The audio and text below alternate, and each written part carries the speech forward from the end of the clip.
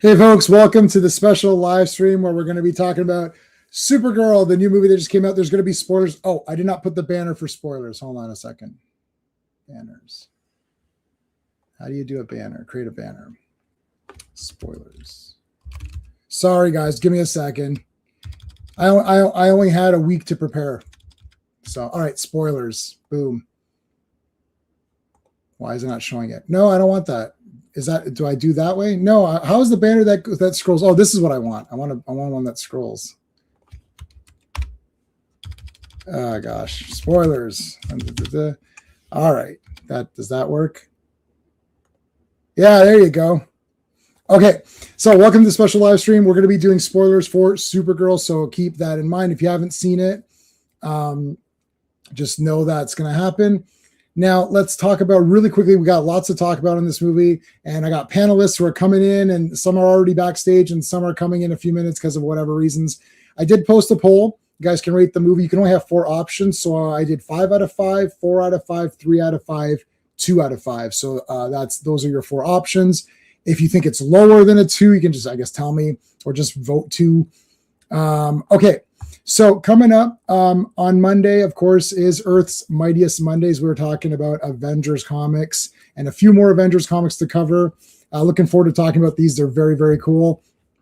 On Tuesday night, Terrorvision, we're going to be looking at a movie called Triangle. This is a really cool movie that I don't really think anyone cares about or knows about or talks about, really.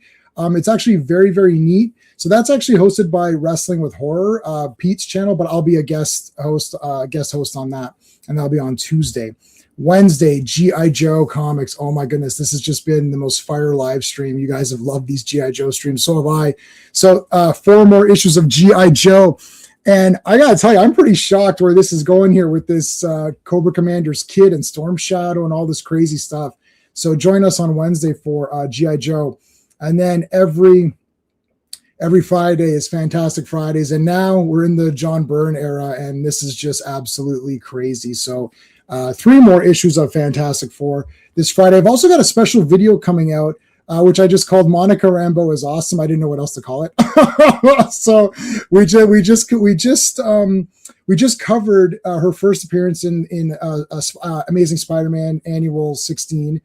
And we've been covering, I think we did like 4 appearances now, I guess, in Avengers. I don't know the number exactly. I think like 4. But always loved the character. Didn't really follow too much of her career after, like the Photon stuff I don't really know about. But I wanted to do a video on it because I thought it was a good topic for female superheroes.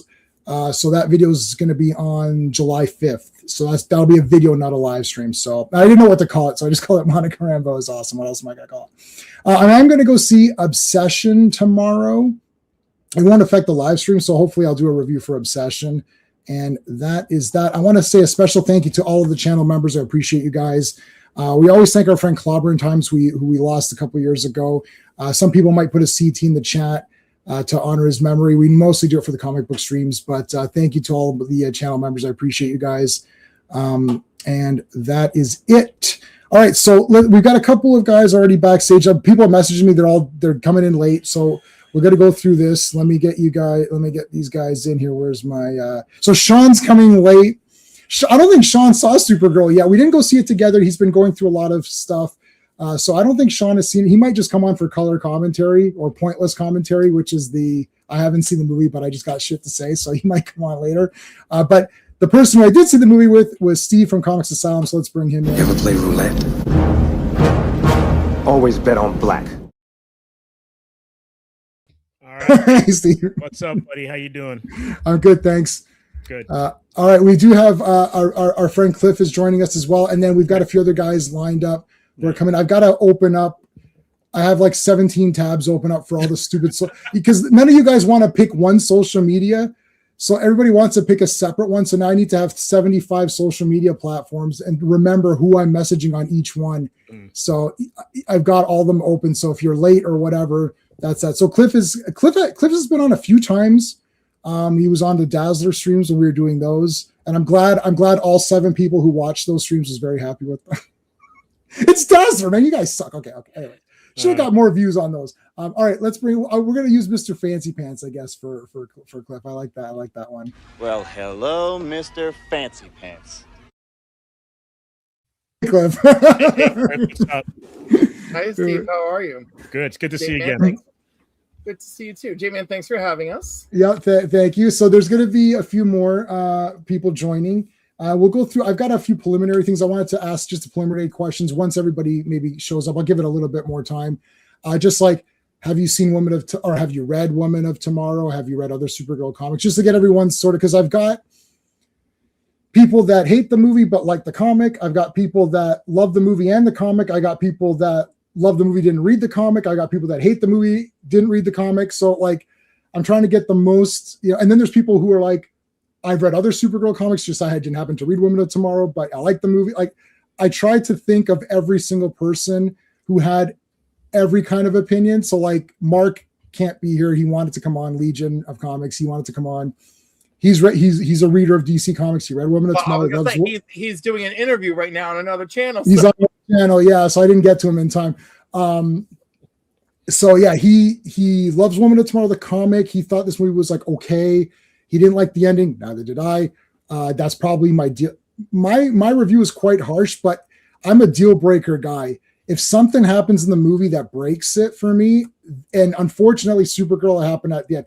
Up until the end, I was like, yeah, this is okay. It's fine. They didn't really adapt the comic. They adapted sort of, but they removed important things. And it was a whisper of an adaptation. It was a whisper. A whisper. Yeah. They actually kind of wait. Mark did a video, just to paraphrase him. So check out Legion of Comics. I'll put the links in a minute.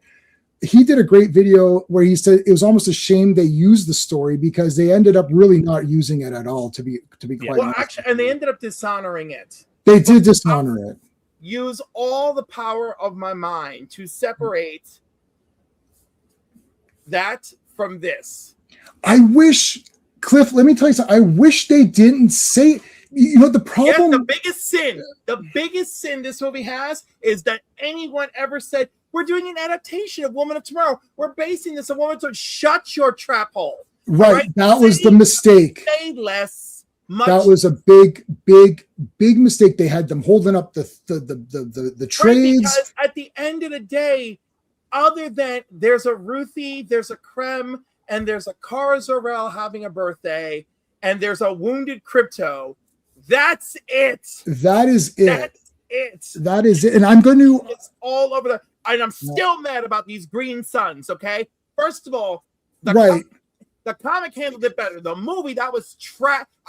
You know how like something just upsets you at random? I was like, why is she dying under a green sun like it's kryptonite? Who wrote this? I thought that too. So Steve was saying that. He's like, wait a minute. The problem. Here's the problem. When you okay, hold on. Let me just say hi to everybody first. Belle was here. Say the highs. Let me say the highs. Okay. Belle is a super Snyderverse ultra. She is the Snyder. She loves it. Oh. So she does not like the James Gunn. Now I'll give you my record is the last great live before, not counting Superman and Lois season 4, which was awesome. Superman and Lois season 4 was probably the best live action Superman. All hetero breeders, like that is the softest spot y'all have for Superman ever, is that show. I like the season 4. I was worried for all of you when that show ended. All of you were like mourning the show all over the internet, and I'm like, our straight friends are in trouble. Are they okay? I'm like, can we just let them ride this out? I'm like, I don't know how to react. I like season 4. I can give reasons, but let's take. Okay, we'll get back to that. Okay, so Classic Comics is here. Rogues, our super friend, is here. Sean, how's it going? Sean, you enjoyed? Thought it was a great film. Okay, we'll get to it. Dan's Comic Corner, how's it going, Dan? Good to see you on here, buddy. Skeptic, you've come out back. You've crawled yourself out of the pits and you're back. Thanks, buddy. Cliff is in the chat as well. Chris, how's it going? Chris, thank you for being here. Skeptic, okay. Cliff, face it. They slit a girl's. The fact they slit a little girl's throat, cold blood. Who's still? Are you talking about Krem? Obsession. I will see Obsession tomorrow. I'll be down for joining later if I could. Maybe I don't want you on. Did you ever think about that, Skeptic? You didn't think about that. Always bet on black. Yes. Listen, when Steve wanted an intro, he's like, "Have you seen Passenger 57?" I said, "You could stop talking. I know exactly what you want to be on there." and I chose why. Just like Indiana Jones, I chose wisely. This Tevye, I know Tevye. I saw you were not disappointed, or that you were disappointed. Far Sunder, how's it going? I'm not going to lie, the ending ruined the movie. Me too. We're going to talk about it. I've got a couple of preliminary things to just quickly. We do know Tevye really likes things he really likes things to stick to stick a landing. You know, me too. I could see where he was devastated. Yeah, and prior, I don't know. I just don't understand. Okay, well, hold on. Sorry, we're still okay. I accidentally voted. Okay. I love that. I love the entire book. One trying to like this. Okay, so a lot of people. This is good. Jamie plays hard to get. I am hard. I'm hard to get. Listen. Okay. So Kryptonite Corner is going to come on. I think our buddy John from Action Flicks is going to come on, and who else is going to come on? Oh, maybe Far From Blake is going to come on. So I wanted to get a few guys who aren't like the comic book nerds that, like, I've got Women of Tomorrow off the shelf, like in the individual comics. Like, I only got the first 3 issues because typically I don't buy. I don't buy. I usually get them digital. I usually get the first few issues, but I do have the trade, and I got the compact version of this story. So that's how I was able to complete it. Okay, preliminary things I just want to say that I think we can agree on. I don't think that the reasons that there's negatives on this movie, I don't think Millie Alcock performed poorly. Do we kind of agree on that? This movie is perfectly good in many ways. Mm-hmm. I'm not upset with the acting. I'm not upset with the action. I figured that's something J-Man probably enjoyed about this movie. I thought, while watching, I thought this might be better than the comic because they had more action in it. That's exactly what I was thinking. I said that to Stevie Saturday. So, and I can see that was a plus. She was fine. Yeah. The friend I brought with me, and I also liked Ruthie, and the friend I brought with me, she is not a comic book nerd at all. She came with me to see Krypto. Okay. But he wasn't in it. But he's. He was in it plenty for her because she got. Really? She got Krypto. She got Krypto who needs to be rescued, and she got baby Krypto. She was happy. She got plenty. Okay, so she got all of the versions. Right. She got all the versions of Krypto. But I also really liked it. Right. Okay. I want to point out that I don't care about what other people think. I personally don't watch or listen to interviews of celebrities. So where I'm going with that is to say that if celebrities in their real life personas or social media or interviews say or do stupid things, it doesn't affect me because I don't watch it and I don't care. I don't care because I'm not Millie Alcock's friend in real life. I don't care what she says or does in positive or negative. If they say, I'm just watching the movie for the movie and I don't care. And I can tell, I don't even know. I guess she said stupid things. I don't know what she said and I don't care. One thing that has been dragged. Sure. And I think Steve can agree that we've seen this happen to many a celebrity. They need to zip it. Right? Celebrity, sports guys, whatever. Yeah. Right? Unless you're Zendaya, who has like the best Disney training from like when she was actually very smart though. Then she has to say something to get dragged. Let me tell you, and Zendaya's eyes will say 10,000 words. Mm-hmm. Well, you know, in her personal thing, she doesn't follow people or retweet things, so you never. Which is probably really the best course. I heard that she doesn't even follow Tom Holland, so that's probably the best course of action is to not get yourself. Anyways, that I don't care what people say. Okay, next point. I don't care about box office. I don't use the box office to determine anything because there's plenty of movies I love that bombed ass, and there's plenty of movies that I hate that did well. I'm not going to use it to help my opinion. Ha ha ha! It sucks. It bombed. You see. I don't care if it bombed because there's plenty of movies I love that bombed. So I'm not going to use it for positives. Like if I love a movie, ha ha ha, you see it made money. I don't care either way because He-Man also bombed and I loved He-Man. I love He-Man. Why? It's you know what, Cliff?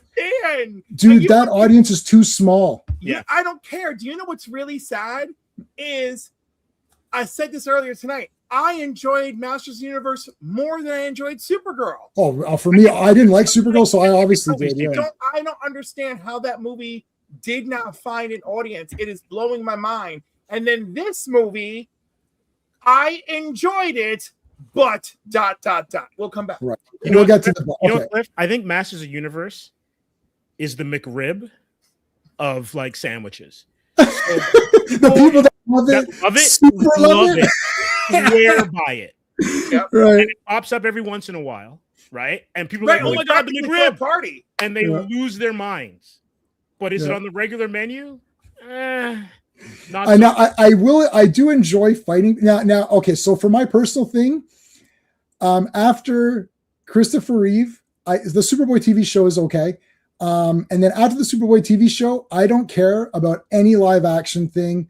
Like Superman and Lois, it's okay. Lois and Clark, New Adventures, it's okay. Smallville, don't care.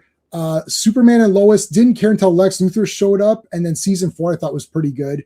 And I did actually think the ending of Superman and Lois was very nice, especially when he forgives Lex. That was very cool. So that show won me over. It was made for y'all. It was made to a T for y'all. Right. I mean, Well, I met Tyler and I've met I Brandon met Tyler Routh. and Bitsy's husband. They're very nice. Let me tell you, meeting Bitsy and her husband gave me bi panic. Bi panic normally Bi panic. heterosexuals, right? Bi panic happens to heterosexuals where you're like, why am I attracted to this dude? I've never been attracted to a dude before. But no, Bitsy and her husband, I'm like, oh my God, you're both beautiful. Oh my God. Oh yeah, I've seen her. Okay, no, yeah, I've seen the husband goes with her to the shows, right? Yeah, I've seen them. Because okay, they work together on Grimm. Oh, I never watched. Okay. I actually like her. Even in the other seasons, I like her as Lois, and I like Tyler. I like the two of them as the characters. Actually, just as a side note, I actually like all the Superman actors. I haven't had really too many issues with them, but for me, Christopher Reeve is just so high up that I just can't go fully on anybody else. But in any case, it is what it is. But Tyler was very, very nice. I gotta tell you, Tyler is just like one of the sweetest, most approachable big time people. Also, homeboy from Smallville, not as sweet and as still very approachable. Which one? Oh, Tom Welling. Yeah, Tom Welling. Tom Welling, very approachable. If I can get you to laugh, I feel like we're good. And I got him to laugh.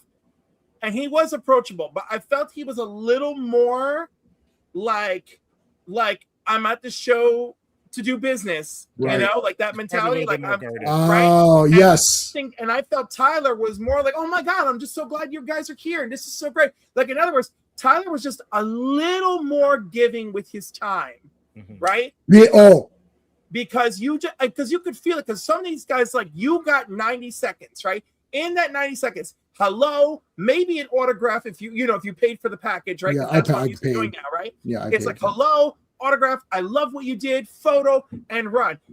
I again, 90 seconds when I met the two cast members from the Orville, and I was like, I love season 3. I loved your scenes. I love what you guys did. Love it. I want more. Boom, photo. Thank you so much. Run. Homegirl, I was like, too bad you weren't Wonder Woman. Loved you in Agents of S.H.I.E.L.D. Loved every scene. Oh, is that Adrienne Palicki? I like her. I was like, love it. I said, I was moved to tears in these 2 scenes that you did. I was moved to tears. I got all that out in 90 seconds. She thanked me. And then, of course, I had one more moment. She was walking the big hallway at the end of the first night, and she saw me, and she waved hello to me, and I waved back because, of course, I'm a big dude, big Hawaiian shirt, so she remembered, right? And so that was, like, really great. So, again, it was, like, kind of tight, but not really. In the case of those two, I wouldn't blame them that things were tight. It was like, hey, the line is building. We're going to keep it moving, right? With Tom, the line was there, but he was conscious of keeping it moving. And with Tyler, the line was there. He was conscious, but he wanted to make sure that everybody had that little talk, a little chat. And I had a bit of an advantage because I had a press pass for that particular one. My friend runs the Action Elite website, and it's a very high-ranking website, and I was able to he got me a press pass, so I was able to walk in. So I got a little bit of a luxury because I was the first person for Tyler. So the second he showed up, we talked a bit more. So I've gotten that a few times. and he was like extremely nice. And actually, Brandon Routh is also very extremely nice. I He hear got a big wonderful things about him. I He's haven't good. met him yet. He's very good. I felt he got kind of let down. I don't like Superman Returns either. I don't know. I felt he got let down by that Yeah, movie. but I will tell you this. I feel like the CW gave him a very cathartic experience. And I really liked him in that. Because he said he didn't even want to do it at first, and then they kept pitching it to him like, no, we really want this, like we want to make this a full circle moment for your character.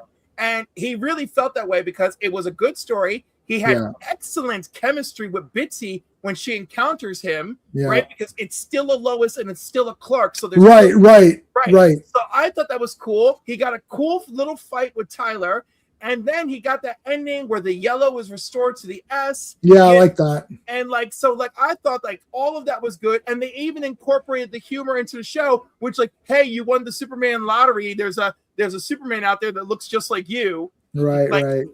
All of it worked so well, and I thought it was really entertaining, and I thought that was a good experience for him. And my friends who have met him and talked to him about it, he said that was a good experience. And I did talk to him about that because I too thought that they gave him a great shot to have him come back, and he was very cool. I was inspired. I did a video a long time after that CW where I had an idea where he could spin off into his own solo series about Superman, where you do it like DC Presents and call it Superman Presents, and every episode he teams up with a young and upcoming hero who we haven't seen too much of, and then they could have that. I think that would have been a very cool show, but I don't make shows, unfortunately. Otherwise, they'd all be awesome. Okay, so Woman of Tomorrow. You would need me there to add like a splash of humanity in between all the action segments. And the reason why I reached out to you, Cliff, actually is because of I know that when it comes down to the heart of the comics, see, I love the action, but I actually prefer the heart of what's going on. This is why if I love a particular actor, like to me, Christopher Reeve just makes me feel good. So seeing him in a movie that maybe isn't as good, like Superman 4 wasn't as good, I still see him as Superman. So if I can latch on to the person, that can get me through like lesser stories. So even like what's another, like I actually really liked, I liked Gal Gadot. Linda Carter is the queen and the best of all time. That's no question. But not every episode was awesome, but I loved her in that role, just being herself, doing stuff. So I'm looking to latch on to characters like that and get involved. And then that way, if the movie isn't that good, I'm not too disappointed. With this one, we had, hey, Joe Dog, how's it going, dude? With this Supergirl movie, I was like, okay, they're doing Woman of Tomorrow. Let's see what they do, because that Woman of Tomorrow is a simple story, but complicated plot. There's a lot of plotting, so you have to pay attention to what's happening. So for example, I would say Watchmen is a complex story and complex plot, which makes it very, very difficult. That Zack Snyder movie is crazy that it's even as decent as it is, because it's impossible to make that, right? It's too many, unless maybe if you did like a 10-hour miniseries, you could get every little story. But Woman of Tomorrow is a simple story that has a lot of plot. So the way you do it is you have to just either eliminate things instead of, I don't know how many planets she goes to. Like, let's say 6, they go to 6 locations. Instead of 6 locations, pick 3. And Ruthie has to learn the lessons through observation through just 3 locations, because it's a movie and you can't have all of this stuff happening. I think on board with you on that. Yeah, on board. Yeah. So you take because it's very simple. It's like Ruthie needs revenge. Now, the neatness of it is that Supergirl and Crypto Crypto wasn't really actually in danger. Supergirl wanted to go on the mission to save the soul of the girl going. And I want to point out something that's very different that I actually think is very important, that I understand. You're still talking about the comic book version. Right? I'm sorry, guys. Okay. This is the comic book, guys. Comic book. This is very important. Krem kills her father only. Mm-hmm. There is a wife, and there are multiple brothers who literally say, well, he's dead. That sucks, but whatever. Life goes, oh, bloody, oh, bloody. It's like, okay. And Ruthie's like, no, we got to go avenge our dad. And they're like, we're good. They don't go. So the reason this is important is because now Ruthie is determined on her own. If your whole family is dead, she has no choice but to go on a venture. She chooses this. This is completely, as soon as this movie started, now Steve didn't read the comics. As soon as this movie started, I thought, I don't like, wait a minute. What the hell's that? That's weird. J-Man, what did I call her? I called her Arya Stark. Right. It's like, my family's dead. I got no, it's different to say because clearly her brothers were asses or didn't care. And the mom was whatever. So clearly the relationship between the father and the daughter was very strong and important enough that her whole life is dedicated to avenging that. Now, when Supergirl encounters this, she's like, this is going to ruin this girl's soul. I have to go with her. Is this a fucking spoiler? It's an excuse. Oh, my dog, Crypto, it doesn't matter. He's not dead. He's not in danger. And Supergirl goes through a lot shit. Well, Supergirl goes through a big loss in the comic. In the comic. Right, like, let me tell you, if the movie ending happened in the comic after losing Comet, I would have been like, get him, girl. I love Comet. If we're Legion guys, somebody in my comments like, what you want you want Comet? I was like, I love Comet. So yeah, Comet's awesome. But anyways, the thing is and here's the other important. This is super important. Just let me get this out. This is super important. In the end of the comic, Ruthie is alone with a helpless Krem. This is super important. This is super important because she on her own determines to herself, no, I'm not going to do this because of the previous 7 issues or whatever. I don't know what it was.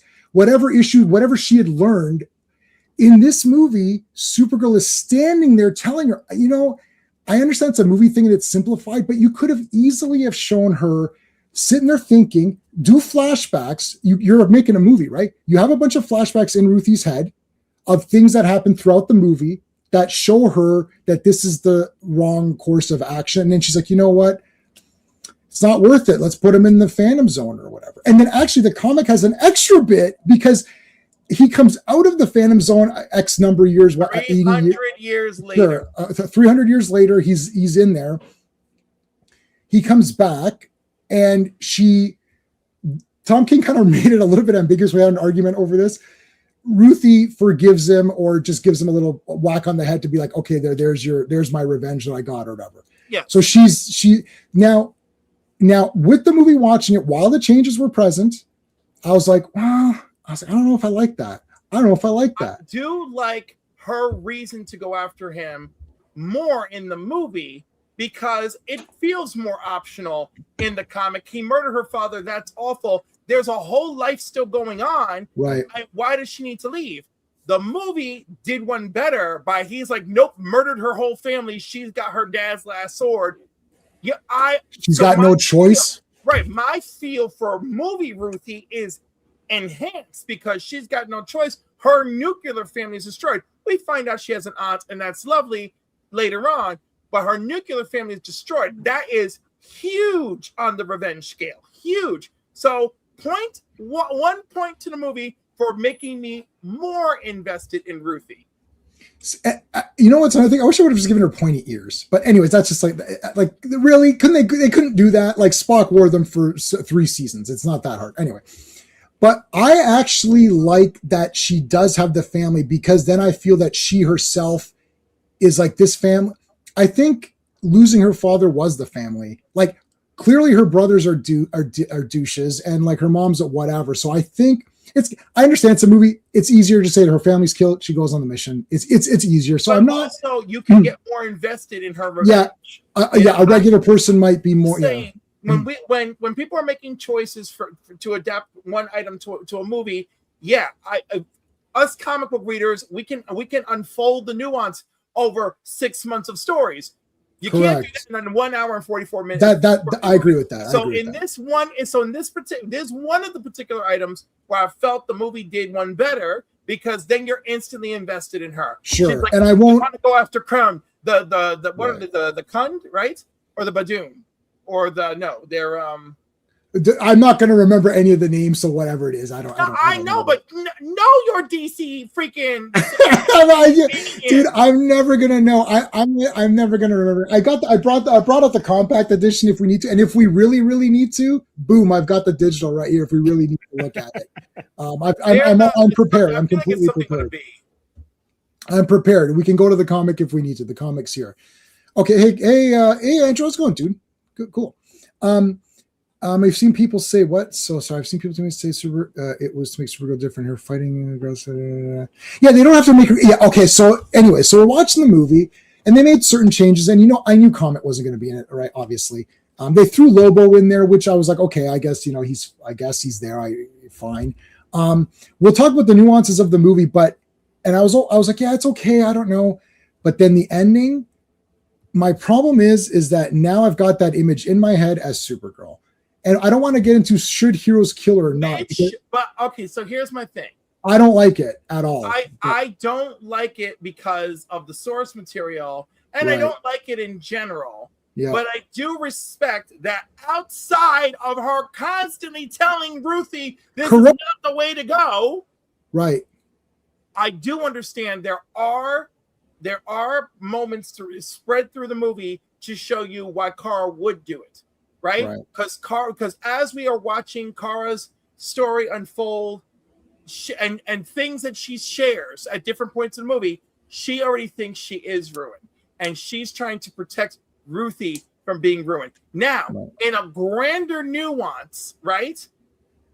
If James Gunn was really on this paying attention, showing that she is the one willing to kill, and that playing out further as we have more experiences with Superman and Supergirl would be interesting. I think that was a bad move to do on your second DCU film. Big time. Thank you. Oh, Cliff,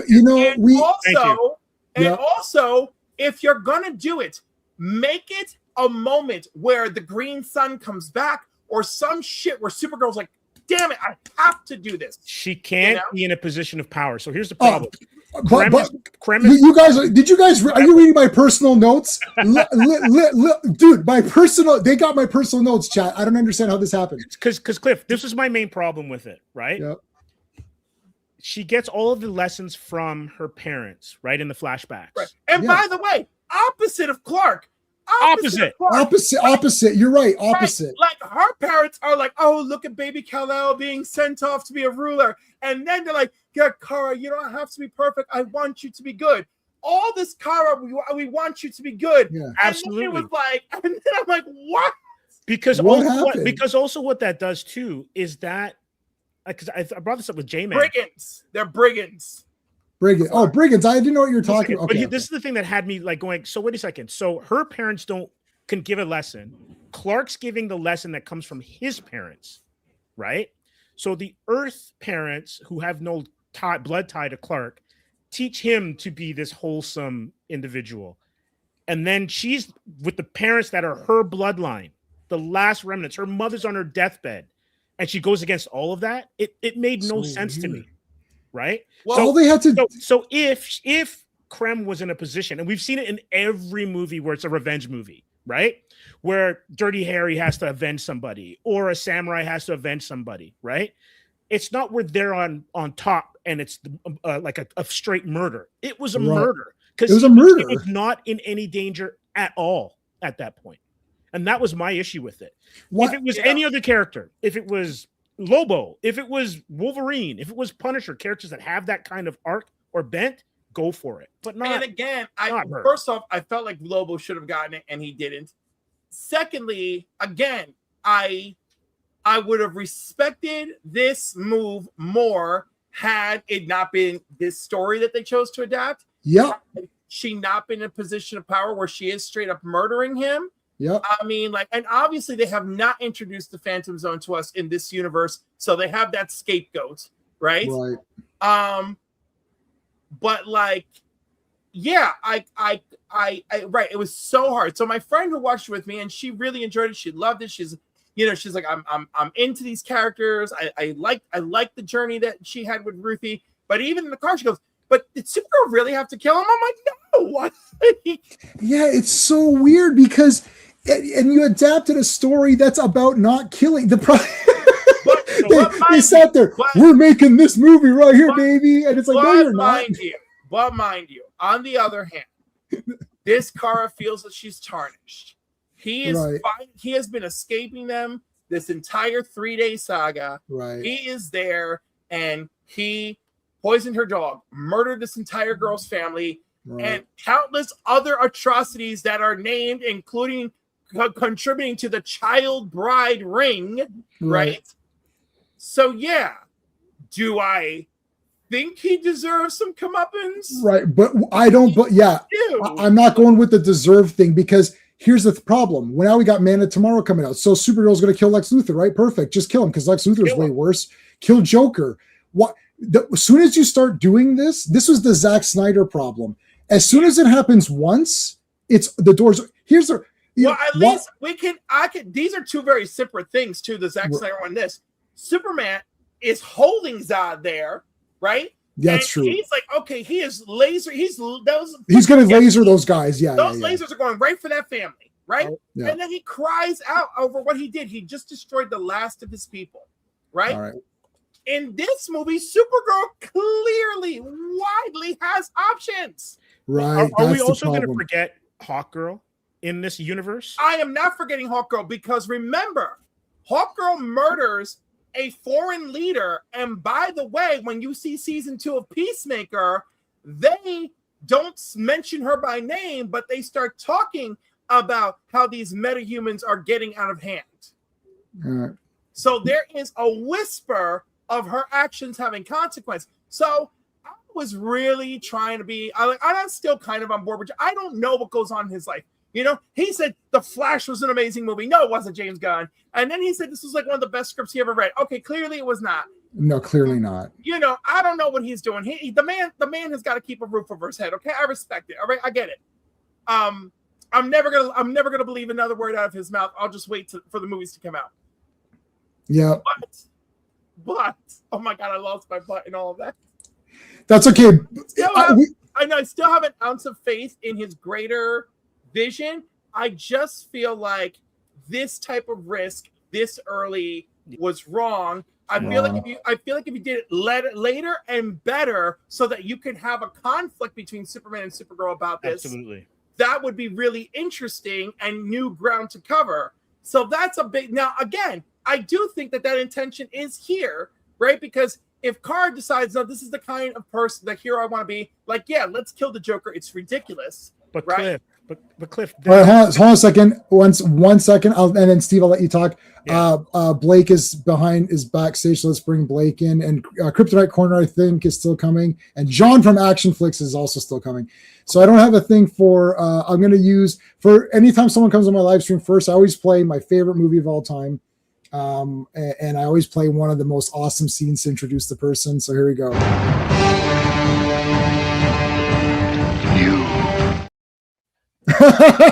Hey Blake, how's it going? That's a great intro. I'm finally here. Yes. Okay.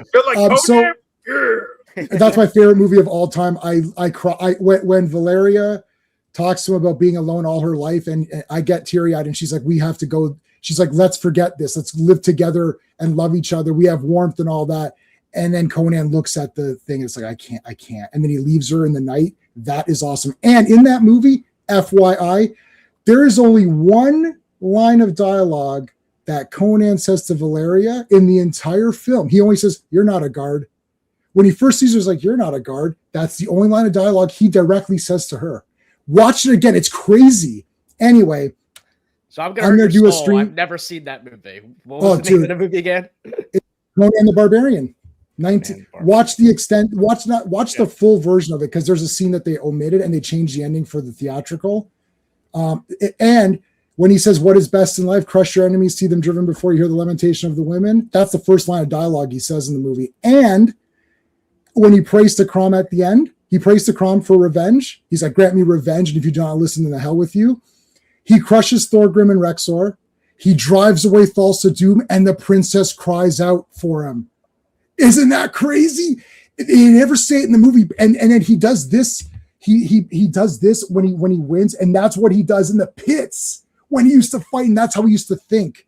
But through the riddle of steel and how he figured it all, it's like that's not what's best in life. He was wrong. It's fucking awesome. Okay, anyway.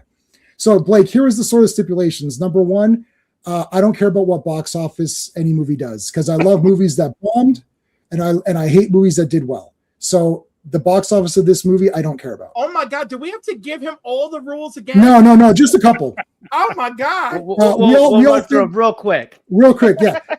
We're not doing the Millie Alcock effed up. I don't care what people say in interviews, because I don't watch interviews. I could literally, if Millie Alcock in an interview said J-Man's channel is a big hunk of piece of shit, I don't care. It doesn't bother me. She said the exact opposite, though. Well, of course she did, because you know. Now, if she said that, then I'd be a shill. No, I don't care what people say. And also, you did not read Woman of Tomorrow. No. Okay, so that was the thing. So what you basically quickly missed was that in Woman of Tomorrow, Krem kills only the father, and she has a mother and many brothers left, and they're all like, like they don't care about revenge. It's like, yeah, we're good.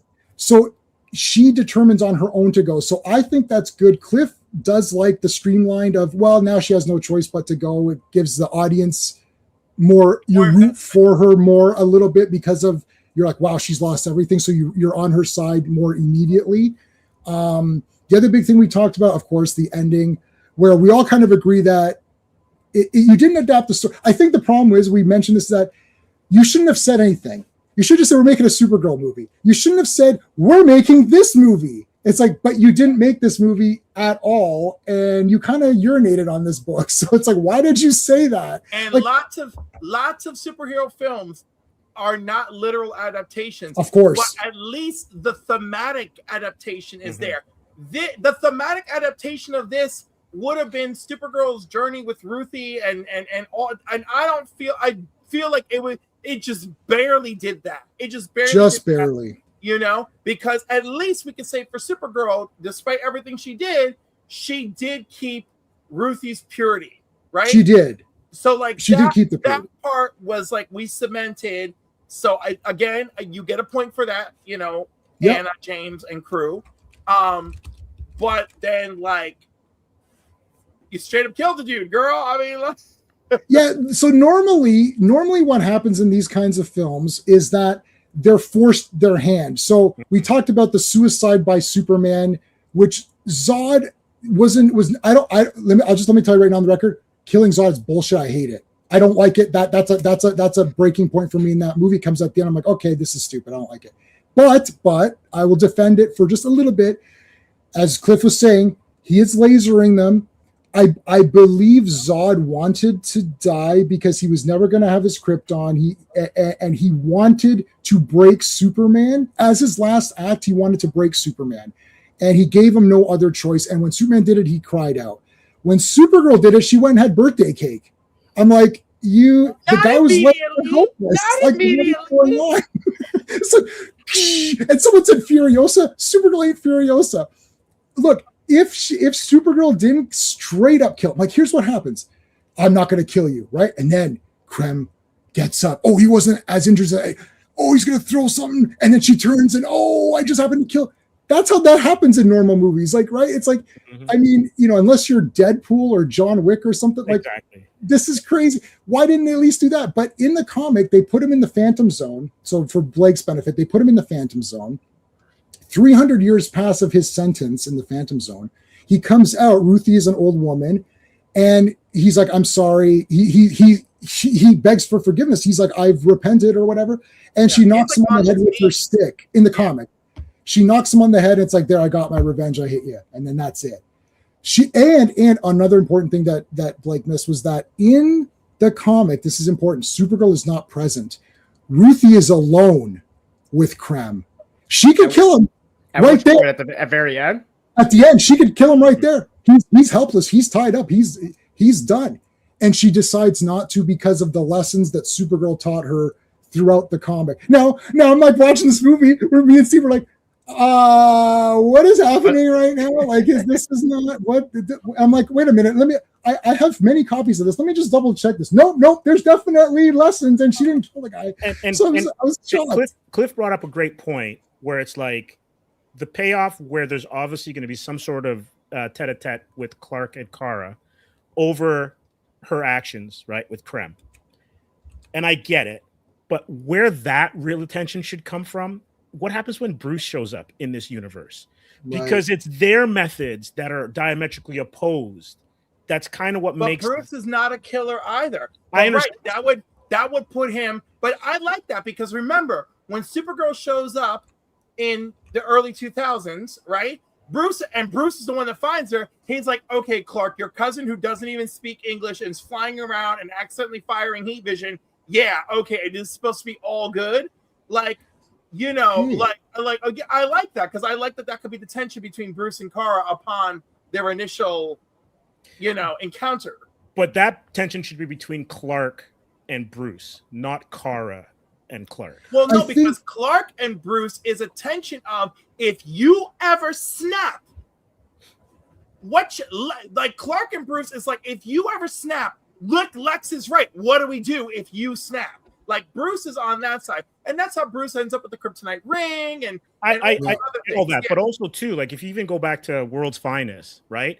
It's their methods, right? One's the Boy Scout, one isn't. Because Bruce also, like, even if you go to the Nolan stuff, he will break every rule possible, right? Didn't he lobotomize Dr. Light or some foolishness as well too, right? Oh. In the comics, he lobotomizes Dr. Light. No, he doesn't. Remember, that is Zatanna. He walks in on it and he's outraged, and then she wipes his memory. So it was Zatanna that did it. All right. Zatanna is the one. And then when he brought Zatanna to the Lazarus pit later on to try and figure out why Jason is back, and she goes, no, it's cold. Nothing's here. She goes, Bruce, why didn't you bring someone else? He goes, I wanted to bring someone I could trust, but I had to bring you instead. Because he couldn't trust any magic user. But, but he brought her because they have the relationship. I like Zatanna. She's okay, so hold on. Listen, all right, so Blake. I get her. All right, so Blake saw the movie. Now I got to tell you something. I've watched, I don't know if I've watched all of Blake's videos, but I watched them all. And this guy's very enthusiastic for his stuff. So I like his enthusiasm. And I like young up and comers who are with these old fogies here who are trying to like figure out what's going on. But and Blake, this is Blake's reviews. Oh man, this was awesome. It's like, so I'm going to go see Obsession tomorrow. He's like, this is awesome, right? And then here's his Supergirl review. Yeah, I was like, whoa, you hate this movie. So the video just started. I thought, oh, Blake hated this. Wow. And then you're like, yeah, it was kind of okay. I was like, you might be saying some positive things, but if you watch 5 Blake videos, and then you're going to be like, oh, he loved this movie. He loved it. He did not like this, despite what you're saying. So I was thinking of Luke Skywalker. It's like, let go of your love. I'm like this. It was really good. I really liked it. Yeah, no, that's literally. You were very it's like a hostage. It's like a hostage. It's like a hostage situation. Like James got the guys. Even Mark and our buddy Legion. I was watching his review. I was like, "Oh, Mark didn't like this. I can friggin' see it in his face." He said, "Yeah, I was kind of disappointed." Mark, just go all the way. He did though. If you watch it, he goes off. Like, why? He does go. Okay, hold on. Blake, go ahead. The thing is, I thought it was fine, but the more I talked about it while watching it, I'm like, I didn't fall in love with it. And I saw a lot of negative reviews going into it, but I was trying to block them out. And I went with one of my buddies, and I look at him. I'm like, so what you think? And he just like scoffs, like, well, it wasn't Superman. And I'm like, the entire drive home, I'm like, just talking about it. I'm like, yeah, I really got to think about this. I didn't hate it. I will say that. I'm going to get that right out the way. I didn't hate it, but I couldn't have been more. I don't like to use the word because it's overdone, the word mid, essentially. But it really did feel like the entire movie, I felt it was just completely whatever. Like I was just watching it. I didn't hate any scene I was watching, but I didn't like or love anything. Like I didn't think the action was that spectacular. I didn't think visually it was that stunning. I thought the performances were fine. I like Millie, and Lobo made me laugh a couple times. I thought he was kind of funny, but it's like the story just didn't like it just didn't come together. It just didn't hit. Like the going back and forth between like I've been watching a lot of reviews, and this is something I really thought of afterwards.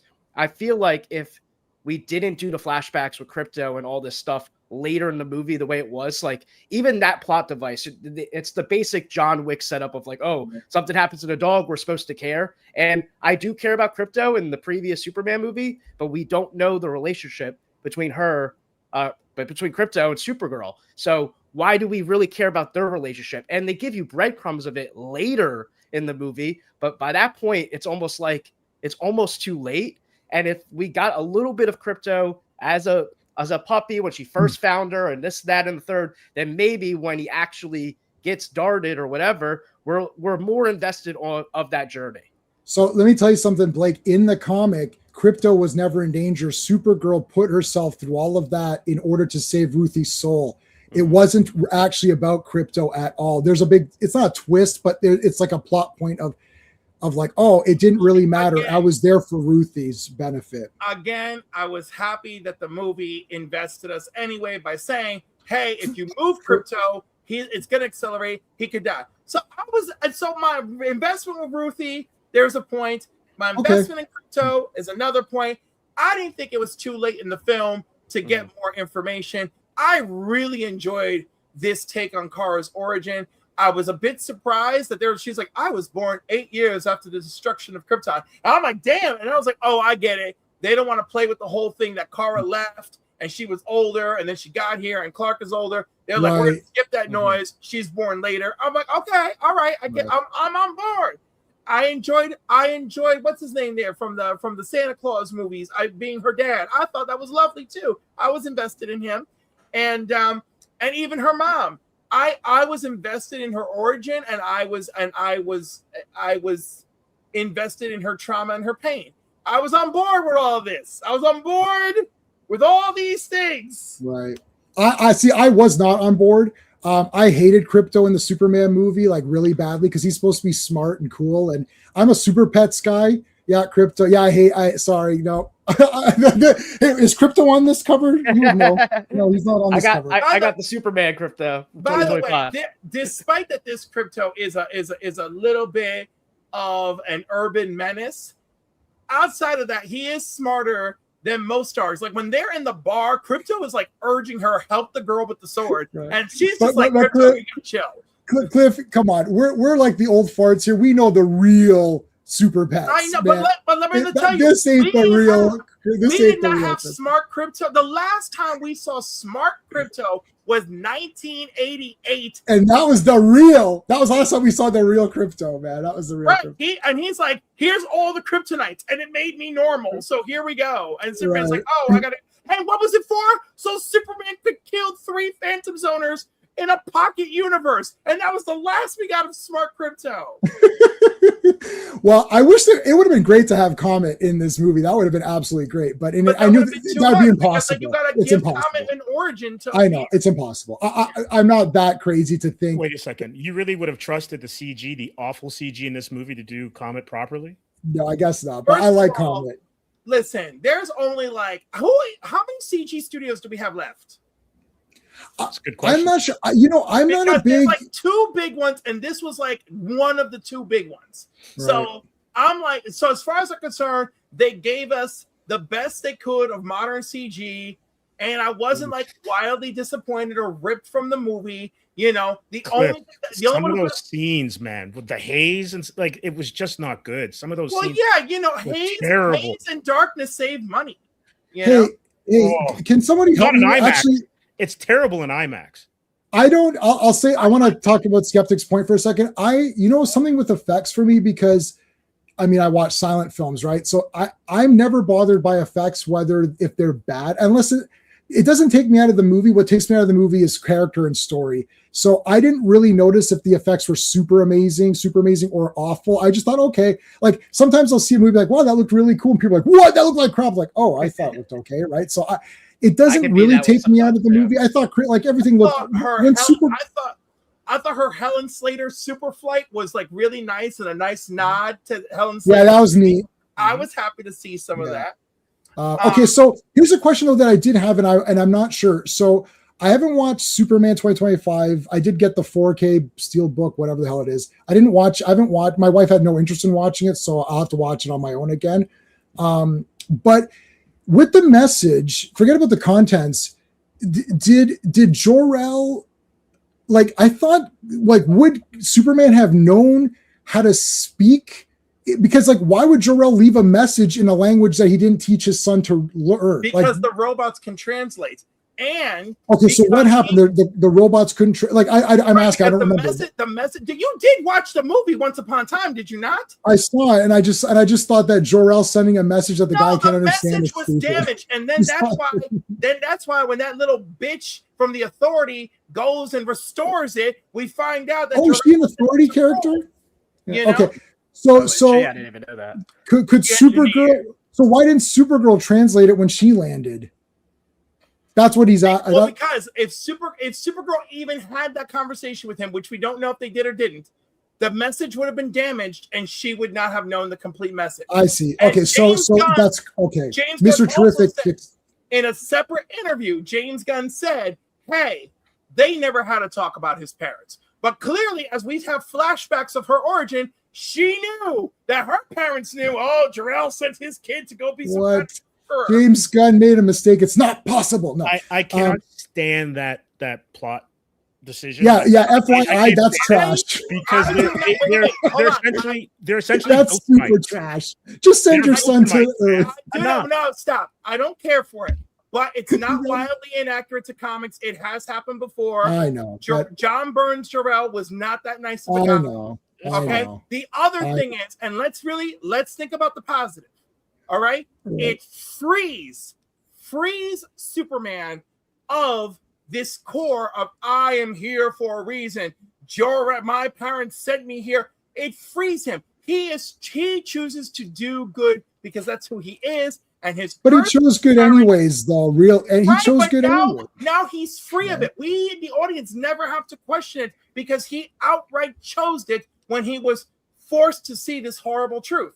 And I feel like the way that James Gunn did that too was the contrast of what they did in Man of Steel, where his entire sole mission was his parents on Krypton, what they were saying. And I think James Gunn, what he wanted to do is make us care more about Ma, Pa, and Kent at Kansas. And that's why we got that beautiful, like, last shot of him looking at his family and the needle drop of punk rocker. Like that, it was all about showing that this Superman, David Cornsweet, is a little bit more on the human, like, grounded in Earth and with people compared to Man of Steel, where he felt more alien-like. Yeah, and I mean, like, John Byrne, I love John Byrne, and he did a lot of positives. He did one or two negatives, and that was probably one of them. But we can ignore that for all the positives that he's done, especially the Fantastic Four issues, which we're reading every Friday. So make sure you like, subscribe, hit the notification bell, all that good stuff. See how I tied that in? Okay, so let's ask this question then. If Supergirl did not murder Krem, like, let's say they threw him in the Phantom Zone, or they took him to some authority figure in the thing, then I would have a completely different. See, there's certain things in movies, especially superhero movies, that can break me. Where I'll tell you the Zack Snyder's Justice League, the 4 hour, like the long one. In the Joss Whedon one, Wonder Woman beat up those terrorist guys, and then bank robbers, whatever we want to call bank robbers, whatever, in the museum. But in the 4 hour version, she splattered them against walls and blood in front of school children who were visiting, and then blew up the side of the museum that she was trying to stop from blowing up. And I thought, is this dumb? What the? And I'm like thinking, this didn't happen in that other version, did it? And I actually, like, put the other version on. I was like, oh yeah, no, she just. And I'm like, why is Wonder Woman murdering people in front of school kids? Like, can't she knock them out or whatever? Like, that was so weird. I want to be just like you. And I'm like, no, little girl, no, this is wrong. I want to be just like you. What, a murderer? Like. And then someone in my review said, well, they're bad guys and terrorists. I'm like, I'm not saying should she kill them or not kill them, or do they deserve it. What I'm saying is there's school kids present, and she's splattering them against the wall.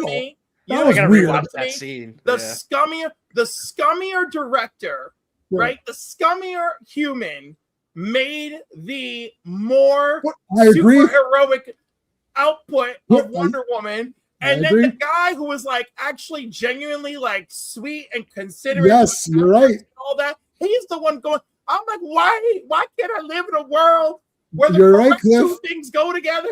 No, the Joss Whedon version is 100 times better. I hate that 4-hour monstrosity. There's like half an hour of random times better, but I feel like when he chose to 200 times.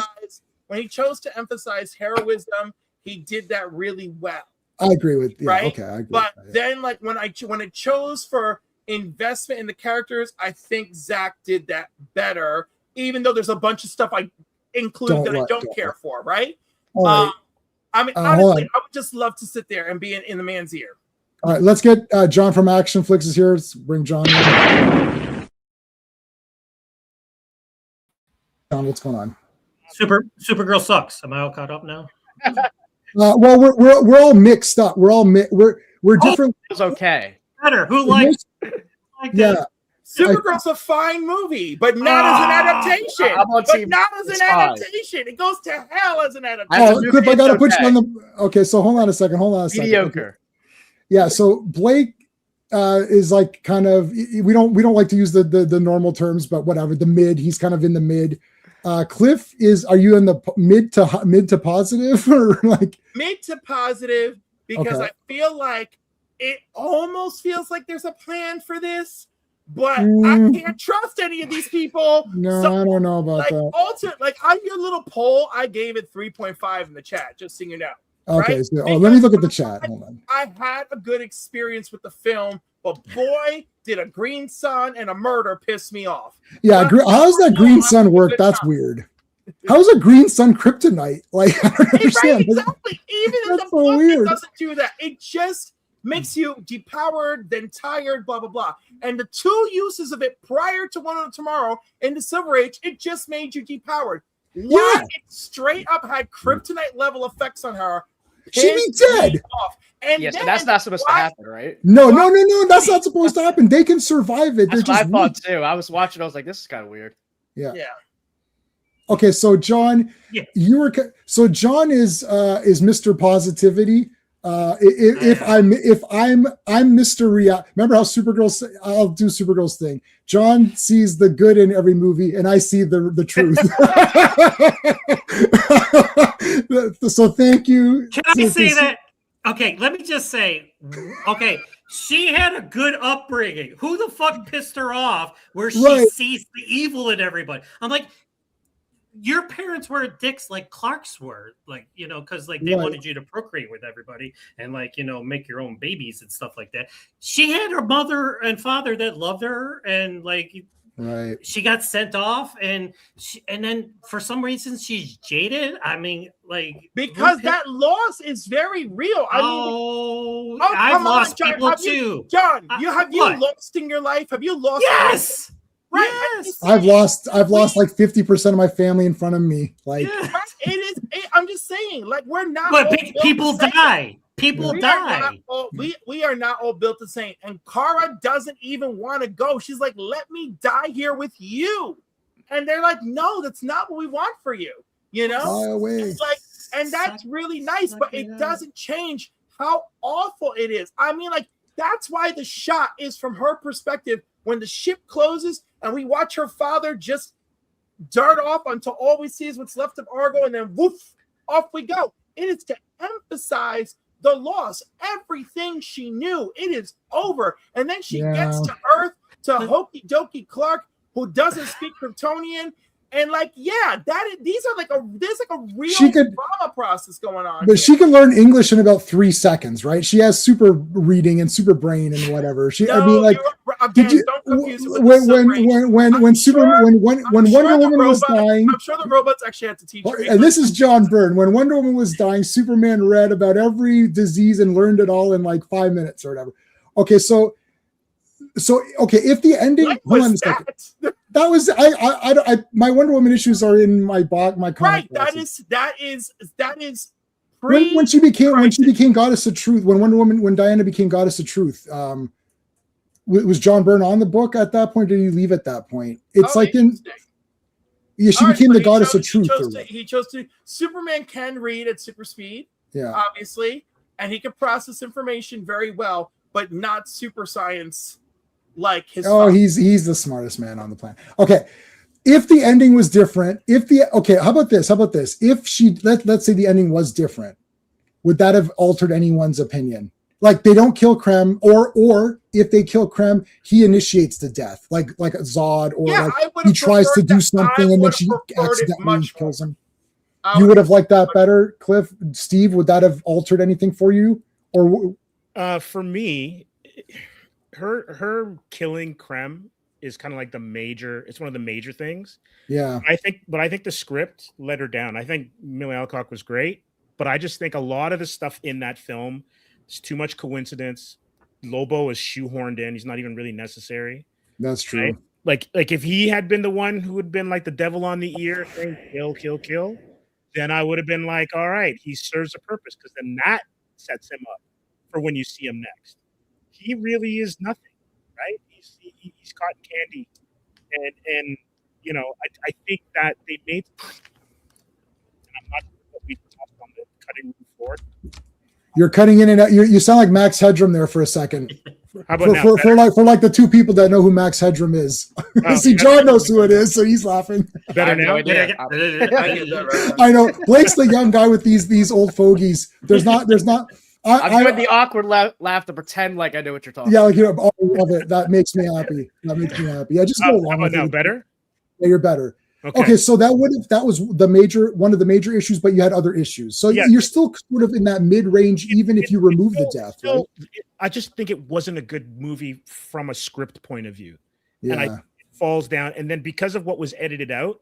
Yeah, they also edited 20, which is very obvious. There's a lot of missing components. Like you're like, what is happening here? Like they go to the couple that looks human or whatever who are going to trade, and they're like. And Supergirl's like, oh, what's taking so long? What's going on? I'm like, don't you have super hearing? Like, and it's like, oh no, Krem just showed up. You couldn't hear that ship coming? Like, what is happening? But maybe there's something in between where they had depowered, or like there's stuff, either it's just poorly written or there's something missing. Okay, well, John.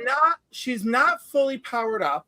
Yeah, she may not have been fully, but it wasn't clear at that moment. It wasn't clear because they did give you the suns, which was to tell the audience that this is her power level in this sequence because she's on this system with this sun, so we know where she's at.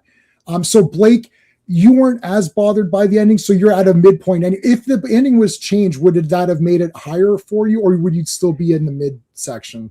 I feel like it would have been the same either way. The way it played out, even from like me not knowing all the comic stuff, I thought it thematically didn't really do much for me. I felt like she spent the entire movie trying to teach this girl this lesson, and it could have been used in a way where it's like she could have taught the same lesson to herself in that moment, right? And then just didn't. You know what I mean? So even from outside the comics, it did nothing for me. I don't know. I thought so too. I liked your review. I liked the non-comic people's review. It's too hard for me to separate sometimes, and I can do it if I really try. But even if I try, I'm like before that ending, Steve and I were in the theater, and I was like, yeah, it's like maybe like a 5 out of 10. It's okay. It's like, it's fine. It's going through the motions of stuff. There's some action. I thought the fights were pretty neat. I like fighting on that space bus or whatever. That's kind of cool. And then I do like when she had the full outfit on and was fighting. I was like, oh, this is cool. Like that's something in the comics. She's Supergirl the whole time. So I like the costume. She looked cool. I thought the fighting when she was in costume was really neat. Lobo was okay. So I was like, yeah, this was okay. I was even thinking it's going to be maybe better than Superman because I felt the story structure of Superman was all over the place because they re-edited it and took out that day by day because it was supposed to be the life of Superman. Every day is a new adventure, and they test screened that and people didn't like it, so they removed it. And you could actually see if you watch the movie, next time you watch the movie, look for the cues of when the day starts because he'll look at a newspaper and that's the next day. So it was supposed to be a week in the life of Superman. Every day is an adventure, and they edited all that out. So now it looks like there's like 5 acts. Like Sean's like, why is there like 5 acts? And I was like, well, there actually were because it was supposed to be Monday, Tuesday, Wednesday. So I was almost on track to say this was better than Superman. But then the kill was like, okay, deal breaker. This movie sucks. Okay, John, what about if the ending was different? What would that have altered your opinion? Here's the thing. It was underwhelming. Like, I'm watching this movie, and my daughter leans over to me. She's like, "Is that the same bar?" And I'm like, "No." Like, too many bars. She thought they were going to this. I'm like, why are we going to all these bars and eating shit out of an alien? And it's just like, it was just like I told you, Jamie. Like, I texted you on the thing. Like, it was like James Gunn was setting over Gillespie's show to be like, do this. No. Yeah, James Gunn was telling him put all these weird little. No. Hey, James, am I directed? Oh yeah. You're totally directed this movie. Yeah. Do this. Ish. You're directing it ish. Yeah. Yes. But that's like a killer for me either. Listen, I was watching this movie and it was underwhelming. I was underwhelmed. Like, visually, yes, the special effects, you spent a lot of money on a movie, look great. And like in Crypto, like he gets shot but they didn't even give them time to get, like, there was that little montage, like a 70s sitcom, like where she's like, he like takes the table out and she throws a drink on it's like, but they didn't even give us time, like, she picks him up when she's, in mourning and stuff like that. But they should have gave us time with those two. Like, that way when he gets shot, it was like, yeah, a dog got shot. So Blake said the same thing, and you weren't even here to hear that. He said the exact same thing. Yeah, no, I think that there's something to that, because we didn't see their relation. We saw Clark and Crypto. Clark had a bigger relationship than Kara did with his dog. I agree with this too. Not because Clark just spent most of his time like trying to like get Crypto back. Right. And he did tell Lois, when Lois asked about the dog, he's like, it's a foster situation or something like that. Like, he's just like, he's like, it's not even like my dog. Like, he made a point, and then we saw that at the end. And I like that. I like that aspect. I did. Listen, I'm in the minority in this group, like J-Man in our group, our circle.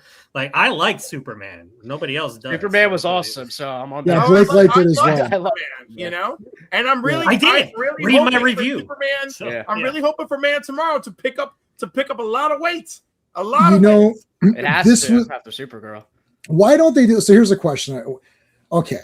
Why don't you just do Superman, Batman, Wonder Woman? That's it. Like, then, like, no, okay, Clayface. I mean, like, yeah, I mean, the Clayface. So Blake and I are, well, I know you guys, I don't know how big horror guys are. Blake and I are big horror guys. So I'm looking at Clayface like, oh, this looks like very cool. And I love body horror. Anything weird like that is really neat. Mm-hmm. So it's like, this looks really cool. But it's like, but what is look, I've got a Clayface like right here. Like, I got the anime Clayface right. So I love Clayface. I'm like, this looks really, and people are messaging me, Jay, have you seen this fucking Clayface? This looks really good. I was like, this looks awesome. What does this have to do with anything in this DC? Like, it's so random. Like, what is the point of it? Like, we now have to start cultivating Batman's enemies, right? Right. It's a choice. But here's another thing where he might be right if he does it right. It is being so far, we got our preview of it, and the preview is very body horror movie, and people are eating that up right now. And they'll go, yeah. If they stick to that, people are going to show up for this movie, and this movie can make money because the budget was only about $40 million, right? So they could stick a hard landing, and then because he's Clayface, of course, the birth of Clayface can occur before Batman, because thanks to being Clayface, you can always look young. You're basically immortal. So they can always rear him around to the present and make him a threat in various ways. I can be on board with that. Way more can I be on board with that than I can be on board with the ending of this movie. But I still like this movie. Yeah, I just did okay, so Clayface, again, I'm just looking for good movies. I know I liked the Penguin television show. I thought that was pretty neat. I really liked that girl in it too. She was awesome. But that was cool. Again, is it Penguin? I guess they're calling it Penguin. It was a good show, in my opinion, but it wasn't like, yeah. So Clayface, same thing. If it's a good movie, I'll say it's a good movie. If I don't like it, I don't like it. It is what it is. It doesn't affect anything because I buy everything on 4K anyway, so I'm just going to buy it anyways. But I just wish that there was a little bit more, because I know, Blake, you were comparing to MCU. MCU they had sold off some of their characters, so they just happened to have not sold off Iron Man, Thor, and Captain America. And the reason they didn't sell those characters off is because nobody wanted them. Yeah. So they got lucky that the 3 Avengers and Hulk, nobody really wanted. So they happened to have those guys. So, and I also think Incredible Hulk was kind of like, but whatever, it's okay. But Iron Man 1 is awesome. The Hulk still got tied up at Universal. Captain America, they had to wait for him to be completely free of Paramount or whoever had it. Whoever it was, yeah. Remember, their big risk really was Iron Man. And of course, Mark will have a whole different argument with you about the importance of those 3 characters. Sure, they're important to Marvel history, but no, like publicly, no. He will try to defend it otherwise, but I say no to publicly. No, nobody gives a shit about them or whatever. Well, I mean, they do now, but I mean, they do. They certainly do now. Yeah, and I'm really close to completing Iron Man Volume 1, baby. I'll tell you right now. I'm almost got all of Iron Man Volume 1. I don't have 55, which is the Thanos issue, but I've got Iron Man 1. I'm going to get it. It will. Oh yes, it will be mine, as Wayne says it. But what we can't forget though is that Matt Reeves' Batman throws Batman. Oh yeah, what's going on? Yeah, they're not going to have 2 Batman movies. So having Reeves' Batman out there is messing with any timing that Gunn's Batman. Yeah, so Blake, you brought in your video too. They say it doesn't though. They're like, oh no, we could do 2 Batmans. And that's what I want them to do. That's what they're saying. Clearly get it in the way.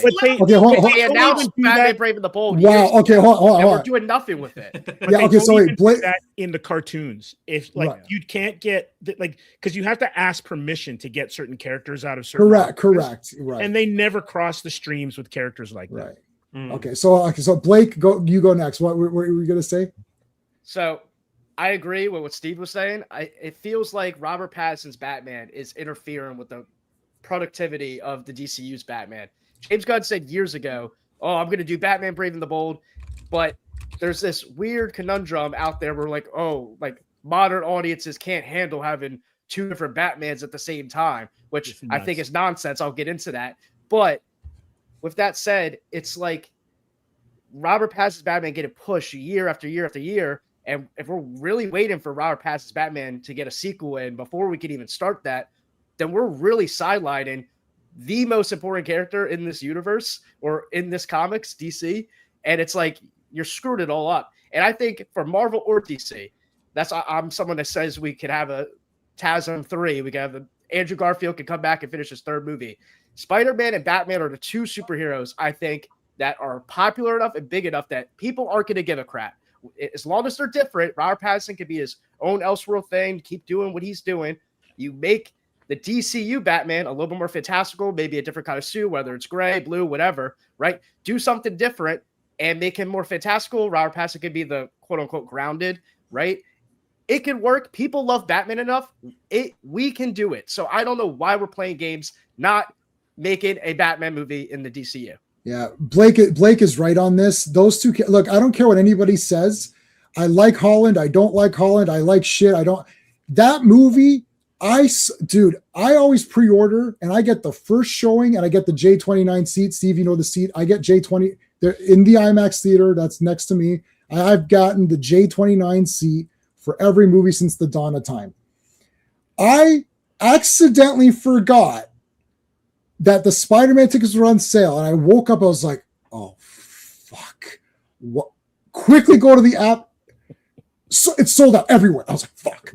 So now I'm on day 2. Listen, I'm not a day 2 guy. I'm a day 1 guy. Day two people are losers. Now I have to become a loser for this week. And here's the thing, though. Oh, yeah. Nobody cares about the Spider-Man. It doesn't matter if you like it or not like it. It's Spider-Man. Spider-Man swinging around is cool. I don't care who's in the con. Amazing Spider-Man 2, Andrew Garfield as that character. If you cut him out, his spider costume. Steve's nodding because he knows what I'm going to say. The attitude of that character, the lankiness, and all, he's awesome. That movie is a stinker, but he himself I'm just talking about remove the guy, like remove him. He's awesome. Like you saw that costume, like, shit, this is like looking really, really cool. The heart of the Spider-Man 2, Tobey Maguire with the Aunt May scenes and everybody needs a hero. The heart in that is awesome. but dude, this guy, and when he showed up, when Andrew Garfield showed up in that, I don't know what these movies are called. They're so stupid. Whatever, the one with all of the guys in it. No Way Home. The No Way Home. In No Way Home, when that guy showed up, that audience popped. Like this was like Hulk Hogan showing up at whatever wrestling. Oh shit, he's here. You know, it's like they were excited. So I don't care what anybody says. Spider-Man, same with Batman. It doesn't matter. I thought that 3-hour Batman movie was so poop, and I bought all the toys. I got the toys right here. I got the Batmobile. I got the soundtrack, the making of. Like, I got it on 4K. I was like, Batman. And I was like, this is boring. Nothing's happening. It doesn't matter. People still like Batman. I want another Batman. So you could have easily 2 Batmans. Just do, and the Robert Pattinson one, as you're saying, will be the grounded one. I hate that term, but whatever, the grounded one. And then the other one could be the more, you can have blue and gray, and then you can separate them that way. I think the blue and gray costume could look really good if they put a little bit of effort. Hey Maverick, how's it going, dude? Thank you. No love for Tobey Maguire. Everyone loves to. Andrew, who's your favorite? I can't tell by your avatar. Let me hazard a guess. No, Andrew, look, Tobey. Andrew, I've got the bus poster hanging behind me. You can't see it, but I've got that same image. I bought all the posters. Spider-Man 2 came out. I was like, this is awesome. But you know what? This new Spider-Man, why does Scorpion not have a helmet? It's bugging the crap out of me. Spider-Man threw him into a wall. I was like, you're dead. Scorpion's dead. Anyways, well, that's a different topic. So why can't they have 2 Batmans? Yeah, do you think they could do 2 Batmans? John, what do you think? Can 2 Batmans exist in the theater? I don't, because somebody in the comments I saw just put Elseworlds on the Matt Reeves. Exactly, that's what he was saying. No, but people won't know what the fuck that means unless you're us. I don't think they'll care. But I think, listen, James Gunn, I think he there, because he said, like, listen, James Gunn says that, oh, we don't start movies until the script is perfect. I'm like, well, why'd you make Supergirl then? I'm like, if that's the case, I'm sorry, but it's just like that's what he said, and there's plot holes all over the place in this. And it's like, but you can't make a Batman movie, but you want to wait like forever and a day. It's like, how can there not be? And how can they not do Wonder Woman too? Like, what is happening here? You need the Trinity ASAP. Like, I wonder if that has to do with Gal Gadot's contract. Oh, maybe. Right? Because remember the Fox contract? When Disney bought Fox, it didn't end anyone's contracts. Right? Their contracts were all to go through 2025. So every so often they were like, well, since they're still under contract, we can put them to work. And they did. So it could have something to do. And remember, her very first comment was, we met with James, we're discussing a Wonder Woman 3, right. And she said that. And James Gunn came out and didn't call her a liar, simply said, well, our plans have changed. Right. Right? And I was like, I know this woman ain't lying about this. I know she ain't lying about this. Yeah, so okay, that's interesting. Like they're saying they wanted to the Paradise Island or whatever they were going to call it, or that was on the. Yeah, we were supposed to get that too. There was all like sorts of things weird. I just want Wonder Woman. Like, you know what you do? By the way, we are ignoring something. We are getting lanterns. You know? Yeah, but that's boring. Still pretty important. You know. They're walking around like, where's the space? Oh my god! You know, you and the boredom, man. Jeez, it's boring as hell. You worry me with all this. And their suits are brown or whatever. Okay, but I'll say this though. Hold on a second. I'll say this though. Just before, I've read, I think like 32 issues of Green Lantern. I know the number because I read. I'm not a big Green Lantern guy, despite green being my favorite color.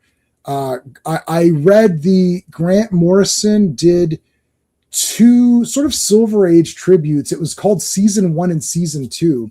And I actually have this individual issues of those. I really liked those. I don't know how well they played with people. It was just called Green Lantern Season 1 and Season 2. I liked those. They performed well. I liked those. And then I went back and I started with the Green Arrow, Green Lantern team up, which is the famous. Grounded. The Denny O'Neil and all, like the famous ones. And I read about maybe 16 or so of those. So you can I don't know. I saw the Ryan Reynolds movie and I thought it was okay. And then everyone's like, you're an idiot, go away. And I thought, okay, I'm not going away. You maybe it does suck. Let me rewatch it again. I rewatched it again. I thought, no, this was just, it was okay. I don't know. so then I had to start putting a little asterisk saying, because the comic book nerds will destroy you. You have to have strong will. So I was like, listen, I haven't read. I got to do the asterisk. I have not read many Green Lantern comics, but I did like the movie. Because there's people telling me the Constantine movie was good. I was like, that's not the real Constantine. Oh, I thought it was pretty good. Go away. Keanu Reeves is not Constantine. Go away. It's like, who's pretty good? I don't care. It's like, but I was reading Swamp Thing, and Alan Moore Swamp Thing, one of the best comic runs of anything for me. Got all the hardcover editions. They're awesome. So again, I can understand. So the Green Lantern Ryan Reynolds, I thought it was okay. This Lanterns trailer, I was like, well, it doesn't. They're walking around solving a crime. I'm like, yeah, but you're walking around. Like, if I'm Green Lantern, I'm going to be doing like a cool shit with my brains, man. Like, I just feel like nothing's happening. Never read Hard Traveling Heroes. No. All right, Hard Traveling Heroes is 70s. It's Neil Adams. It's Denny O'Neil. It's no. So wait a minute. Is that Green Arrow and Green? Right. So I did. I read those. I read like about 10 of those. So this is similar to that premise. Okay. Right? Okay. And so that's our setup here. Now there are things that we only have hints about, right? So like for instance, Hal is not very giving on handing off the mantle. And that's what I'm afraid. I'm afraid of Lanterns just being garbage after seeing this movie. Now I will tell you this. When I interviewed Tom King, I saw dude, that was a big interview. Yeah, I saw that. Yeah. So, and if you watched it, in its entirety, I didn't see the entire thing. No one wants to sit through the whole thing. But if you watch it to the entirety, first he says he did not get much on Supergirl. They sent him a couple of clips. That's it. Right. As a producer on Lanterns, he was actually able to provide some feedback.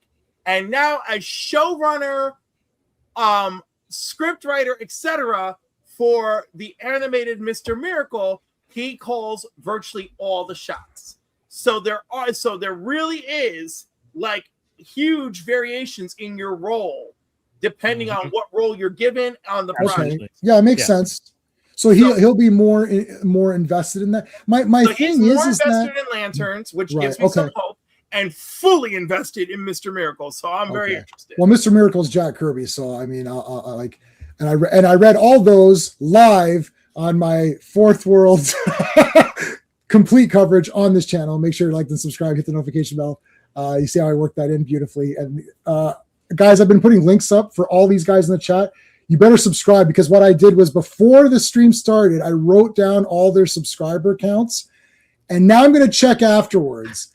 And there was at least 30 people at one time sitting here. So there better be plus 30 on, and there better be even more on mine, because if you're right, it's like, so I'm going to go back and check everyone's numbers. Okay. So you better subscribe. Yeah, so I mean, Lanterns, it doesn't look exciting. I'll check it. I don't actually have what's HBO in Canada. Did you see the last trailer? Crave. Oh, it's on Crave. It's on Crave. Okay, Crave. When does it come out? August? Yeah. August. Yep. That's August.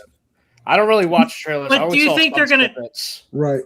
Do you think they're gonna tip their hand and show you everything in a trailer? No, but the last trailer was better. It was better. Yeah, they were like, shit's happening. Force fields going up and everything. Okay, I'll watch the next trailer. And he flew. He went woo.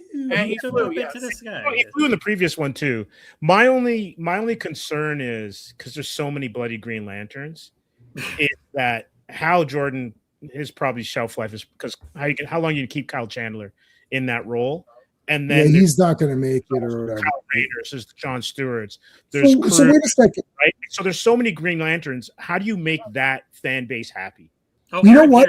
Favorite Green Lantern is Alan Scott. Where's my? You're not going to be able to see this. You're not. It's not the lighting isn't good enough. Right there, right below Police Academy 4 is my Alan Scott statue. That's the most Green Lantern comics I've read. Is All Star, because I like to start from the beginning of things. So it's like, let's go to like All American 16 or whatever it was, and I read a shit ton. I actually really like them. They're pretty neat. I like this Alan Scott guy. And then I was reading the JSA. They did a JSA. They've rebooted it many times, And I was like, oh, I really like this Alan Scott guy. This is really cool. So this is good.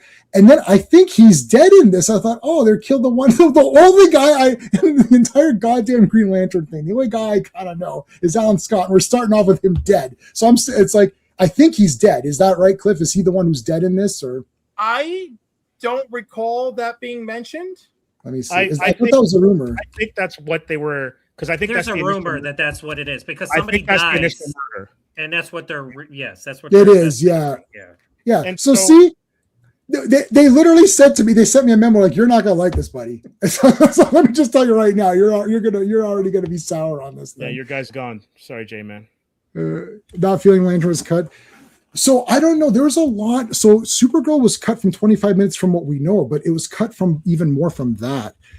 I'm not sure if the extra length would have made it better. I think I said this when there's only a couple of us on the stream, which is the Woman of Tomorrow story is a simple story with a lot of plot.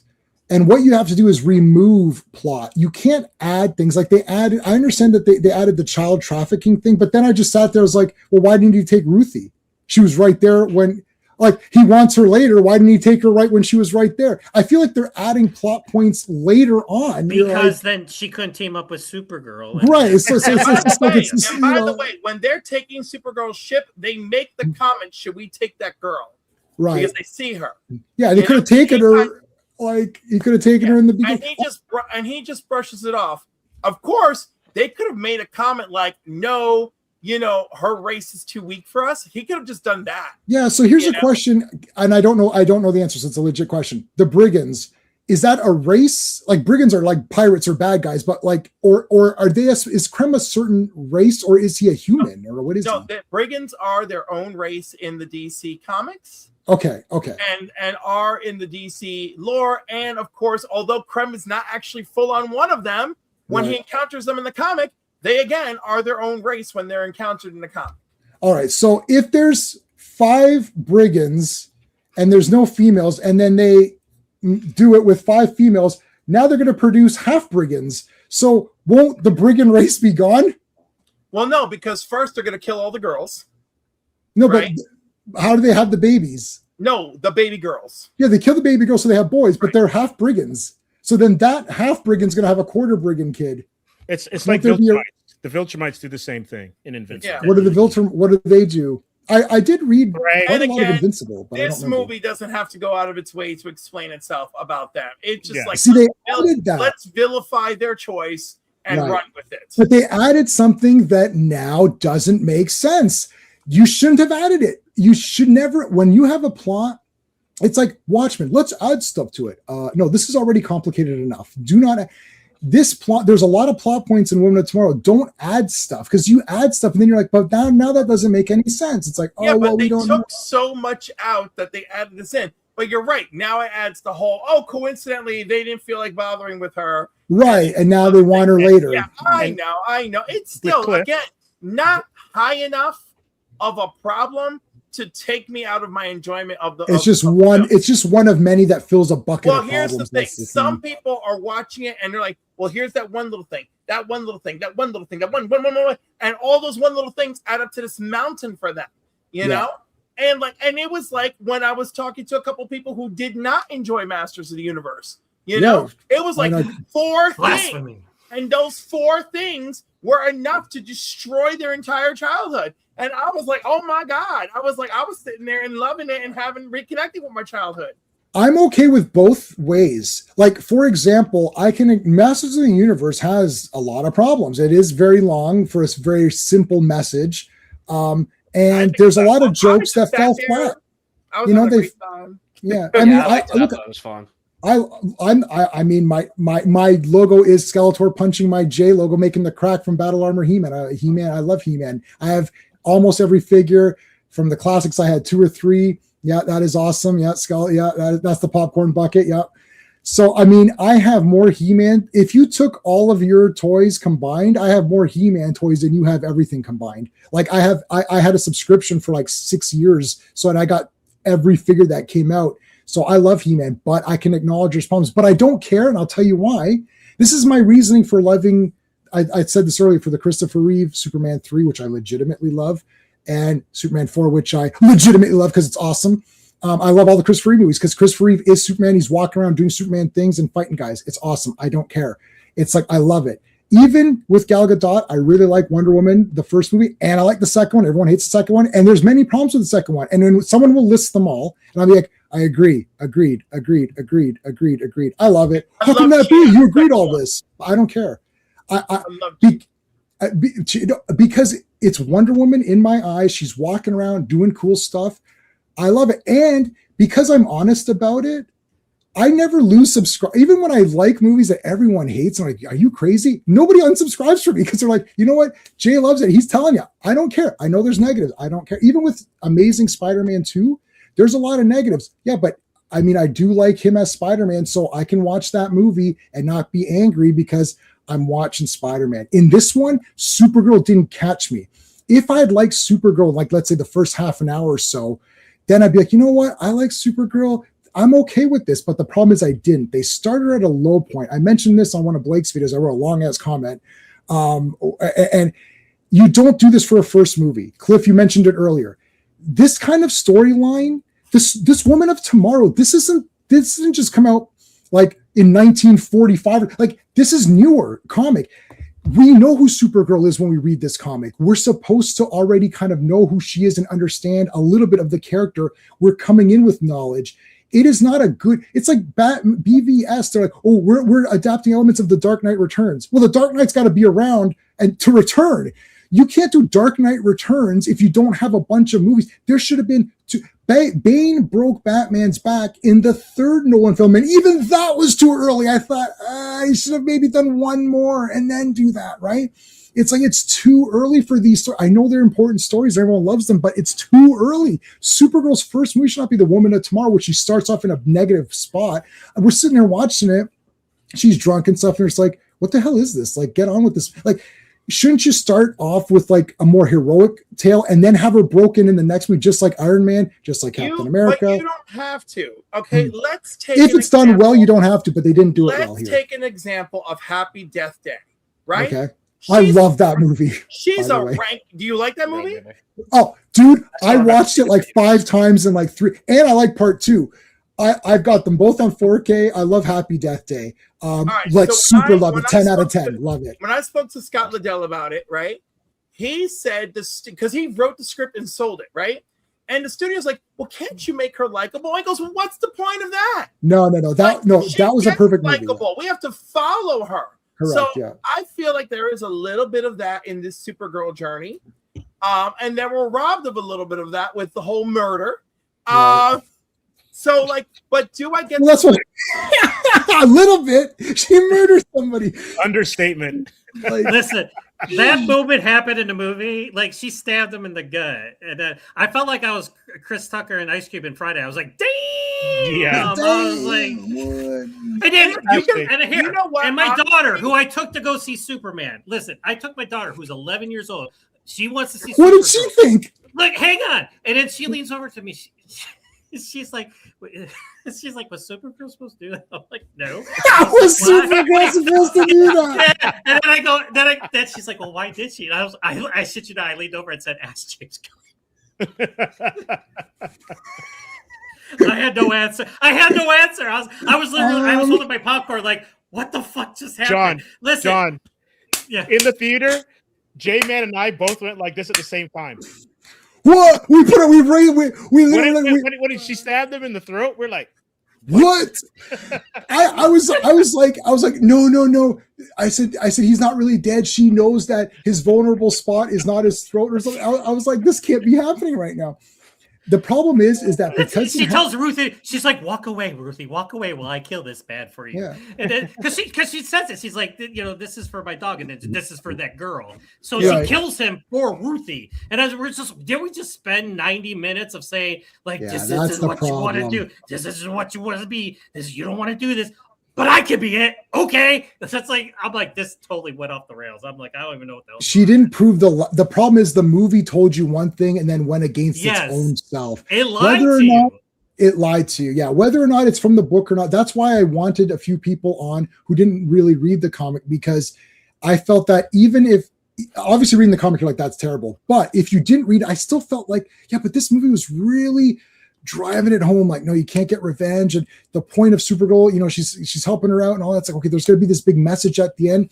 Because in the comic, there is a happy message at the end with all the stuff that happens that's bad. It's still, even Tom King knew that you can't really have a shitty ending on this. Go ahead. Then they have the ending where she comes back to Earth and Clark comes back. Yeah, it's all like, we're all cool. Hang on. And then she's like, she's all good now. I'm like, oh, you killed the guy, so you're good now. It's like, that's not Supergirl. It's like, I'm sorry. Like, go ahead, Steve. So I didn't read the book, right? Right. So I haven't read the comic, but I told Jay, man, he goes, aren't you going to read it? I go, no, because I want to judge it as a film. Right. Right. And so if you take a movie like this and then say you put it up against Unforgiven, where that entire movie, which is 10 out of 10, maybe 11, with Spinal Tap, a really good movie, right? Yeah. But he spends that entire movie trying to prove what he isn't. Yes.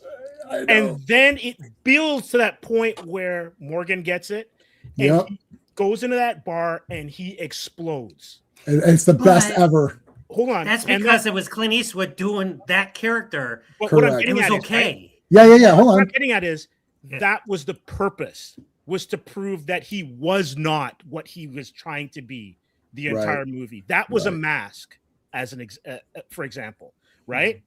And then he's like, you know what? Circumstances have me back to being what I am. Yes. I don't know what Kara is. So are you telling me Kara is who she will be flying next to Clark in Metropolis? Like, why doesn't she kill Lex Luthor in the next movie? Killer. So she should kill Lex Luthor in the next movie, correct? There's nothing stopping her. What's her code? What is her code? Why does just kill it? Yeah, here's the thing. Clear. Yeah, here's the thing. The Comics Code Authority came in because superheroes killed. Comics Code Authority was like, okay, you shouldn't be killing these people. Okay, fine. But you know why they don't kill? Let me give you the secret of why the superheroes don't kill. Because it's narratively boring. Here's the thing. Does everyone know the Phantom? The longest there is never since the Phantom. Someone can Google. Can someone Google the Phantom first appearance? Like 1930 something. It's like 34 something. The Phantom has never ended.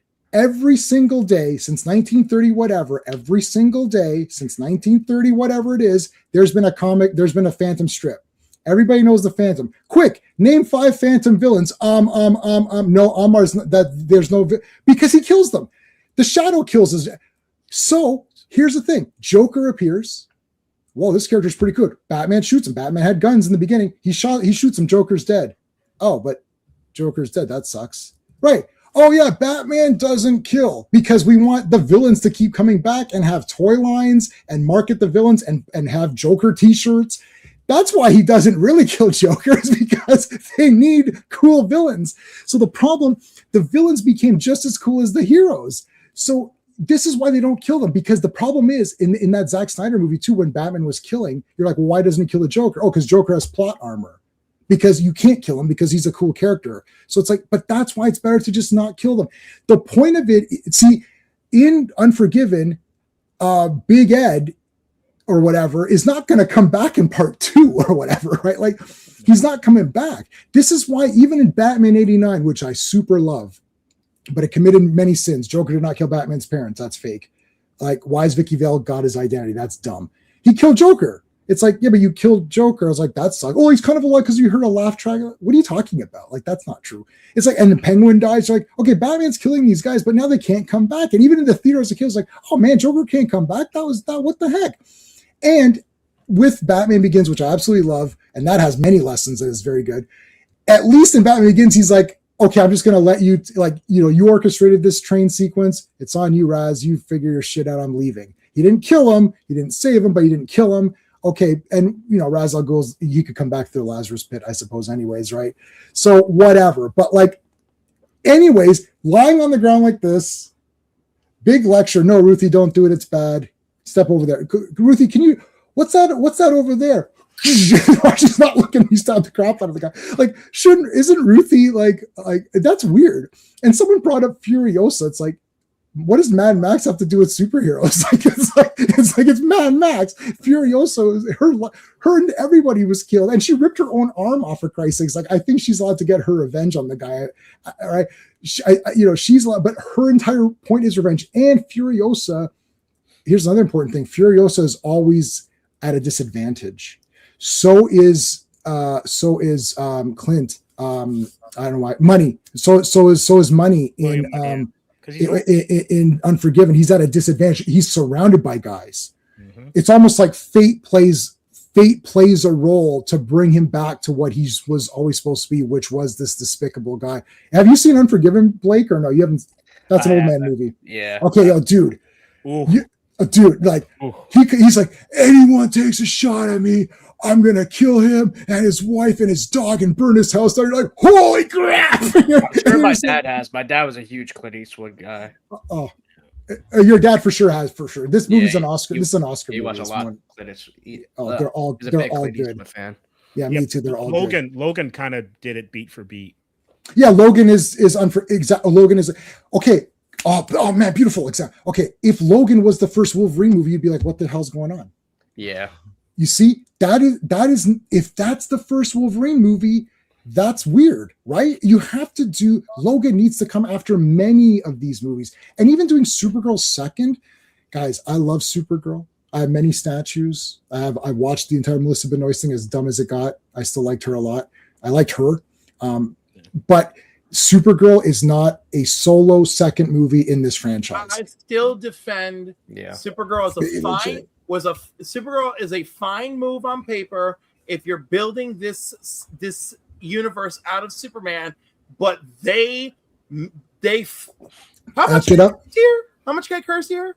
You can curse. They fucked it up. They fucked up the assignment.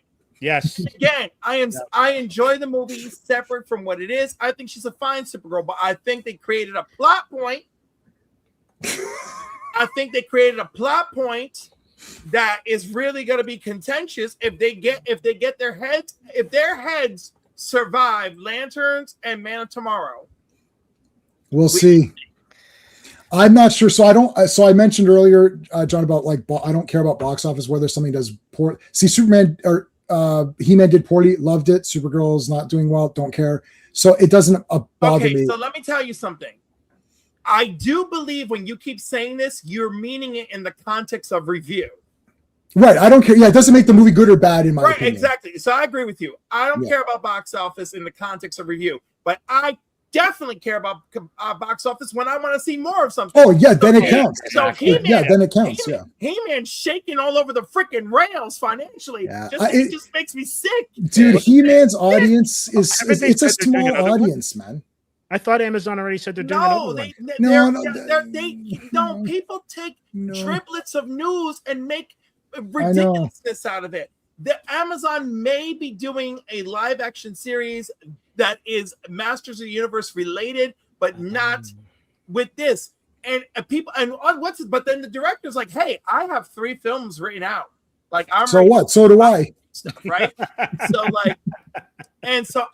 Now the hope that I keep imagining that we have is people like Mark, Legion of Comics, being like, no, it's Amazon. They're about streaming. There's so much more room for growth outside of the theater numbers. I was like, okay, I want to see that happen. Now, I don't believe it's going to happen because I don't feel like we are there yet societally with the whole streaming thing. And so I don't believe it. I'm just sitting here suffering for He-Man. Now, I would love for him to magically be right. And, he won't be. We get Secret of the Sword as a sequel. I'll be all over that. I love the song in that. That song chokes me up. There's a great with Tuesday Night and this other guy who does the metal. They do like kind of a little bit of updated version. It's very nice. So Blake, what are your friends? So because you're the young guy here. So like, what do you think about streaming and stuff? Is that a big thing for you? Like for me, I buy a lot of movies, even if whether I like them or not, if it's part of the collection, I like to collect movies and stuff. I had 5,000 movies. I got it down to 4,000. I'm getting it down to 3,000. But I know you're a physical media guy, at least in some respects, because I know you bought 4K I see the Halloween 4K. And so do you buy a lot of physical media, or do your friends buy it, or are they more like streaming guys? It's definitely, streaming's definitely more convenient, but the more I become more of a nerd over all this stuff, I want to get into physical media. I watch a lot of YouTubers that promote it constantly. Mhm. I definitely need to get into it. I'm trying to reset up a station in my room. It's the only way I can watch my physical media is on my PlayStation, actually. That's the only thing I can watch it on. I got to set up that room. But yeah, long term, I want to get the entire Nightmare on Elm Street collection. I was supposed to get that a couple months back, and then I don't know, I just kind of forgot about it. This actually reminded me. So long term, I do want to get it because I think streaming is a problem long term, because I think they could just F with any movie out there and cut things, or they want to change things, or just take movies away or erase them.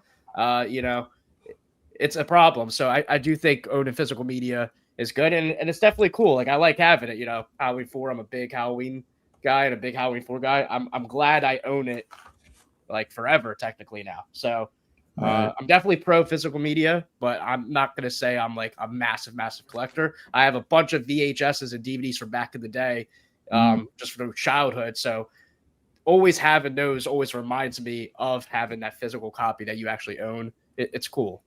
Do your friends, from your age group, or the people that you like talked to for this particular movie for Supergirl, were they excited about, like, do you know anybody that loved Superman and Supergirl, or loved Superman and hated Supergirl? Like, most of the people loved Superman, right? That you personally know. Yes. Okay. And what about Supergirl? Were there you said you went with one buddy who was like people I know, like in actual person, have seen it yet. Oh, okay. I've only know a couple that actually even wanted to see it, and some of them are like, when they see it, they must see it like a week or two later. And then the people that have seen it were pretty like, I don't care. Right. So I don't know. I'm waiting to see for a few people that are going to see it based off their work schedule when they can see it. But so you a lot of people I follow or whatever, they seem to love Superman and be pretty mediocre or against Supergirl.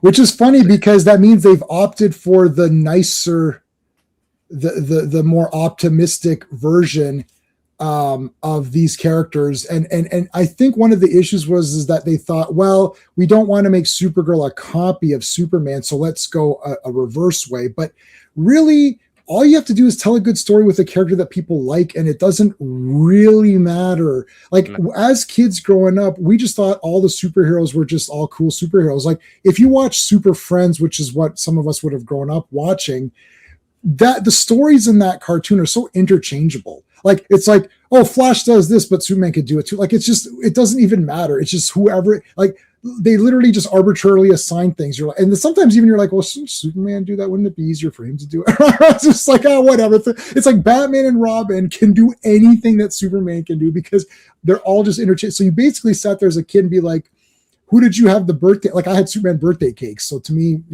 hey, Al, how's it going, buddy? And Fatal J is here, man. How's it going, Fatal J? Thank you for being here, my friend. I appreciate it. What hurt the film was the villain was not good. Yeah, they really did try to make Krem. He ended up being kind of cool. I was like, I kind of like this guy. I was like, this guy's kind of cool. They tried to make him like, they couldn't go too far in making him really cruel the way that they would do in one of these other movies, like a John Wick, or, if it's skewed more horror. They didn't want to make him too, so they just, oh yeah, he's got the women and stuff. But then once they introduced the women, I was like, well, shouldn't Supergirl be more concerned about saving them? It's like, I guess not. It's like she wants revenge for her dog, who's fine anyways. But like, I didn't buy the fact that she couldn't move him. Like, you can't lift that table and fly him get him to a yellow sign. No, because by the time she gets into a yellow sign, it accelerates enough to kill him. That was a very simple line thrown in there. I know. That was. I am mad that she didn't say for all those girls. She could have thrown that in there, because human trafficking. Right, she didn't say that, right? She should have, because human trafficking is serious. I'm not even sure if they even had that in the script when they were. This almost feels like they threw, because you're sitting there, you're like, oh yes, and he steals women for brides. I'm like, wait, what the hell?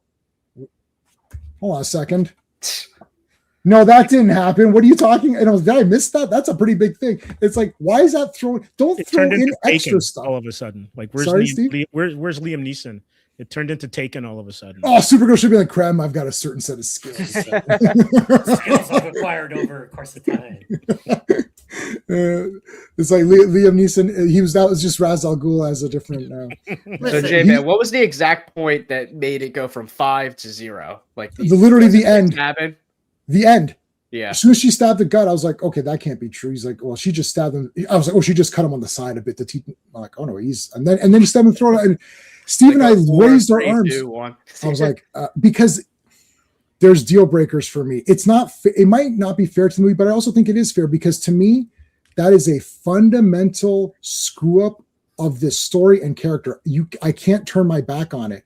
Even Superman, which I don't like. Sorry, no, not quotes. I don't like it, but I still gave it a 5 out of 10. Like a 5 is sort of like a kind of like, yeah, it's okay. It's a lukewarm kind of pass. Like, yeah, I guess there's some neat parts. I was the most positive. John was saying that in terms of the Superman group, you were the more positive. But actually, when I saw it in the theater, I saw it with Owen from the Action Elite, his brother, Steven, our friend Steven, not this Steve, Sean, of course, that, you know, and myself.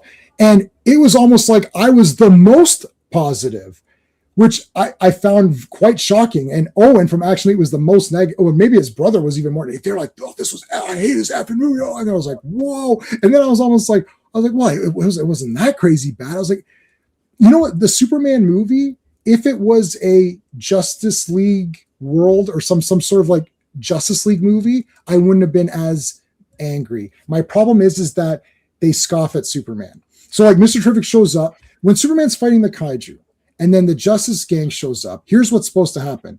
Superman's supposed to be like, guys, we got to take this monster down. He's causing a lot of damage. We're going to try not to kill him.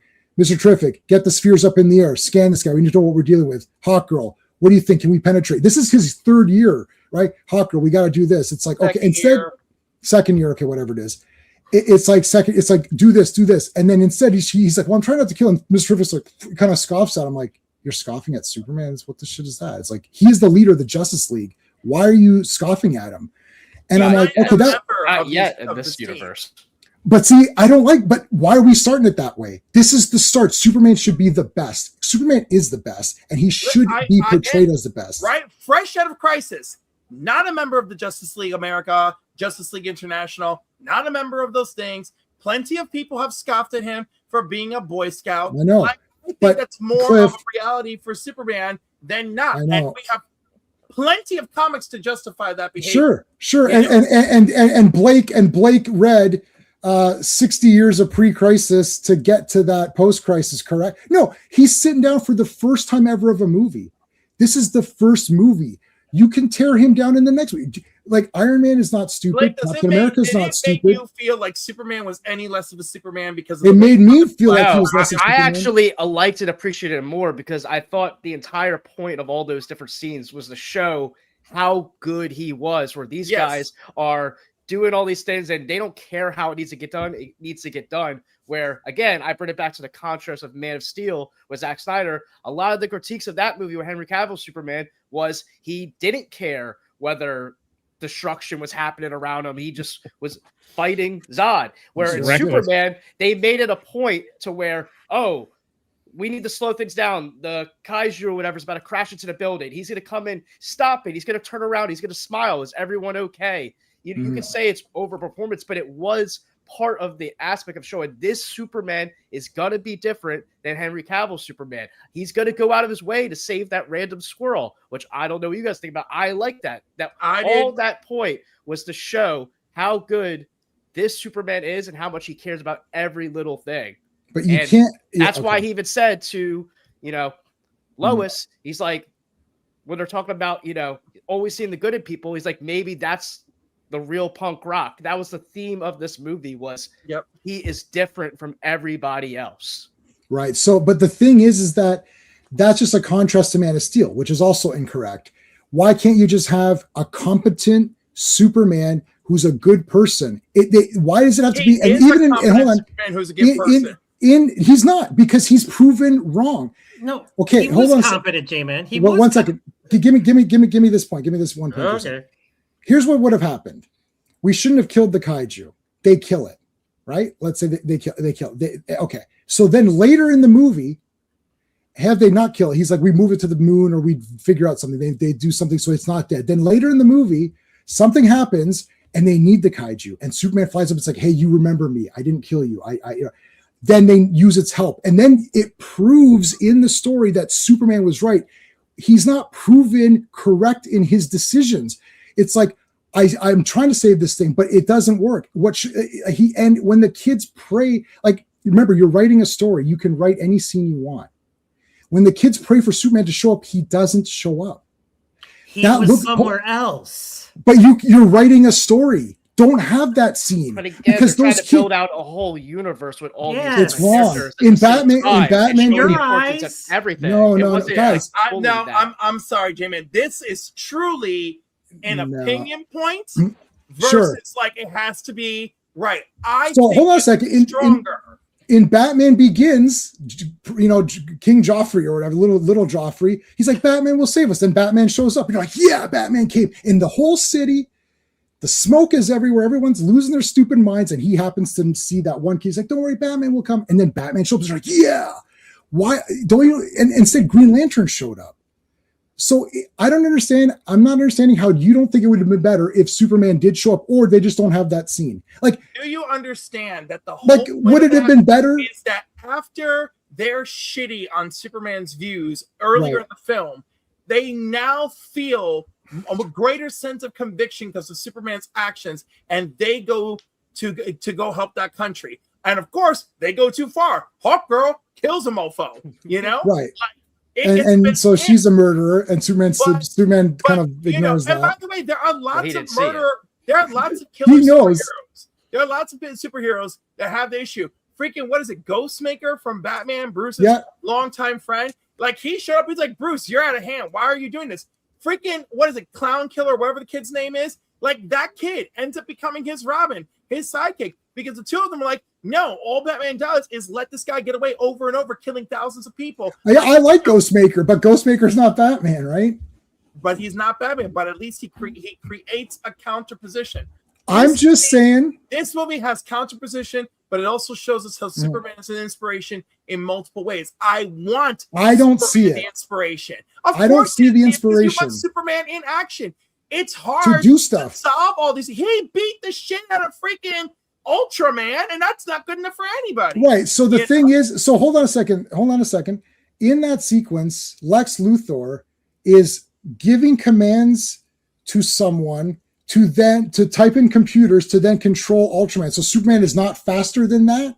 He can't hear what's going on and has super hearing and figure out what's going on and hear the commands and like not fight that guy. Like, what the heck? That was absolutely stupid. It's like Lex Luthor so Superman is faster than a speeding bullet, except for when Lex Luthor is giving verbal commands to someone who's then typing the computer.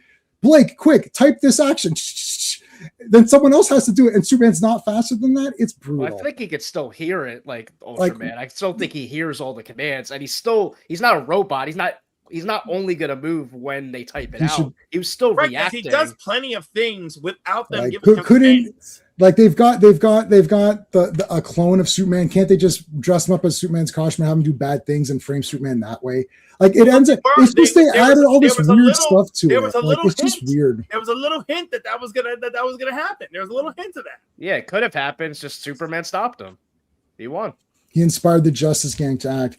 They clearly said earlier in the movie they didn't want to act. Lois freaking twist their arm enough that Mr. Terrific is like, all right, let me go and do something. When Mr. Terrific sees Lois inspired them.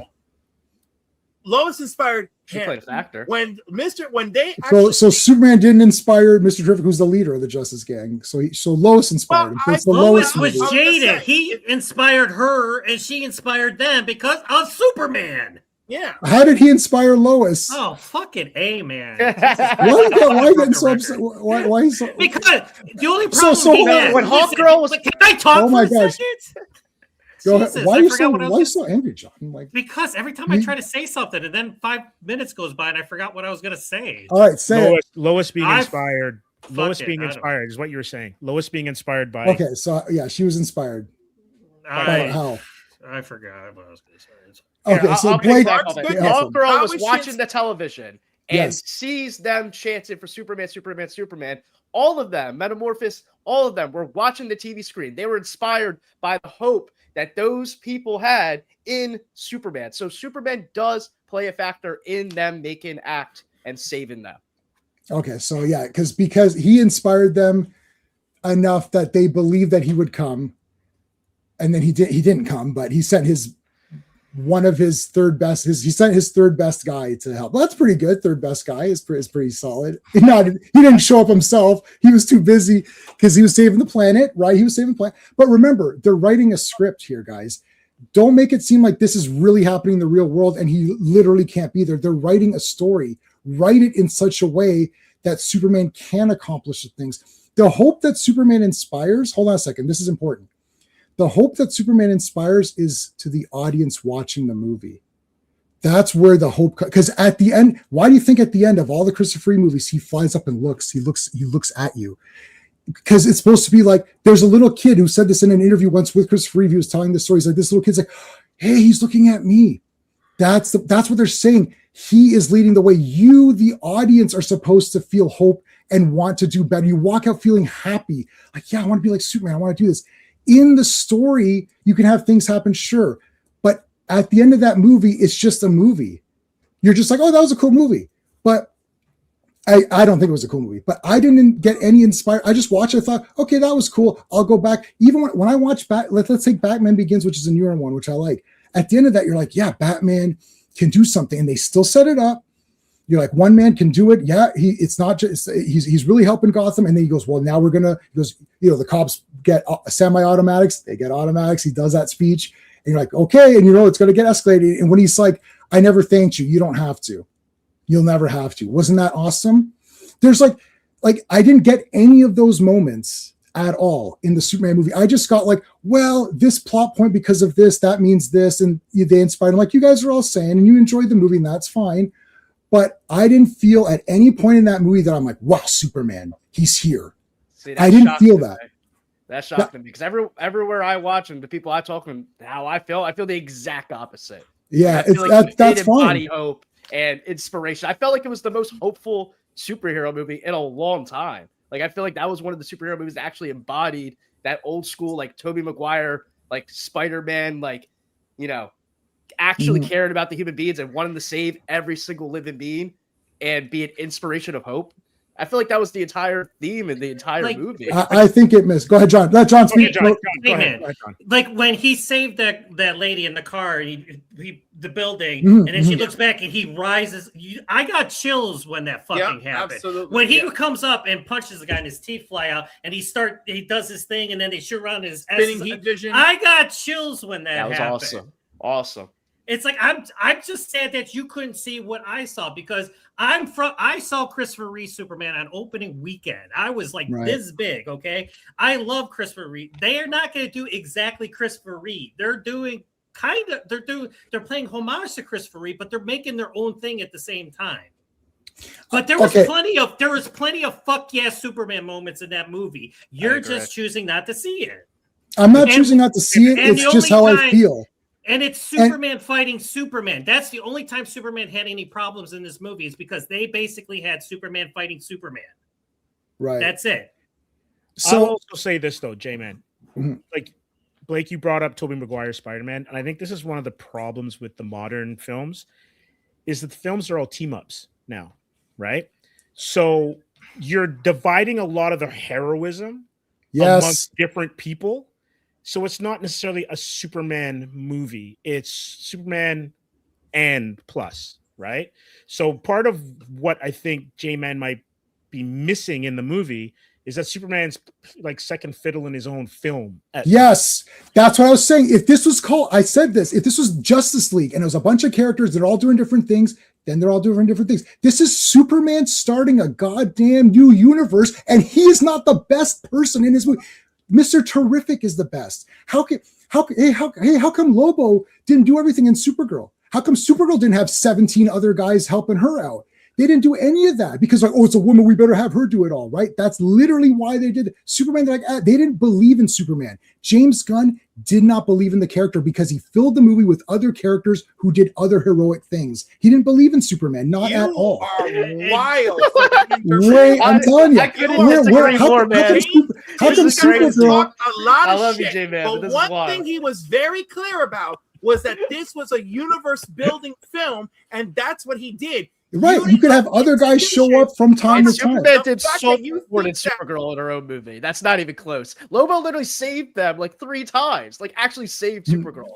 Green Lantern did not save Superman ever. Neither. I'm going to give you the Wonder Woman wing for that. Thanks, buddy. The Wonder Woman everybody hates now. Everybody hates Gal Gadot. I like okay, so that's fine. They can hate. I don't have a problem with her. Yeah, it doesn't affect me one way or the other. Wonder Woman poster across the room of Gal Gadot. Yeah, so yeah, I'm just telling you, it's the first movie. Why don't they just have Superman do like not James Gunn? What's the other guy's name? Zack Snyder. Zack Snyder's movie sucks for different reasons. They're complete. Hey, Hot Takes, how's it going? Mr. Terrific was trash in the movie. Thank you, thanks, Mr. Terrific. I remember Mr. Terrific. Thanks, Hot Takes. That's Nerd Man. Thanks, Nerd Man. I appreciate that. No, I liked it. No, Mr. Terrific was okay. Mr. Terrific doesn't kill people either, though. That's the other thing. Like Mr. Terrific wouldn't kill that monster either, though. That was weird too. And this isn't Metamorpho like excessively. The only Metamorpho comics I've read is The Outsiders, and they continuously shoehorn. They're like, oh yeah, he can't make it in this issue, or something always happens with Metamorpho where he can't show up because if he shows up, the comic would end on page 2. But in any case, they kind of nerfed that guy too. It's like, where's my son? Oh, he's right there. It's like he's right there. Just go get him. I know he can't get out of the cage or whatever. Sure, it's supposed to be building. You should have built on a strong Superman foundation. Then the next movie should have been a strong Batman or Wonder Woman foundation, then a Batman foundation. Once you have those 3 characters, you could have other characters appear to test them. So in the first Superman movie, it should have been about Superman. He wins. Have Green Lantern and Mr. Terrific. Have them show up. Hawkgirl's cool. They show up. They do a few things, help him out in a scene. Maybe, oh, thanks, Hawkgirl, for the assist. I really need, thanks, Hawkgirl. Yeah, badass. Yeah, cool. Like, I felt like it was just too much of too many different characters that I'm like, well, I really want Superman to do stuff. And they picked sort of like, they're not second tier. Like, I like Hawkgirl. Mr. Terrific's a big character. Rogue's $20? Dude, I agree with whatever you say. That's how easy it is. Wow. That's how easy it is. You just pay me money and I agree with you. You can vent. I'm about to pay you to agree that Superman's great. Yeah, that's it. Superman was awesome. It was great. Thanks for the stream, J-Man. I can vent. Waited for this movie.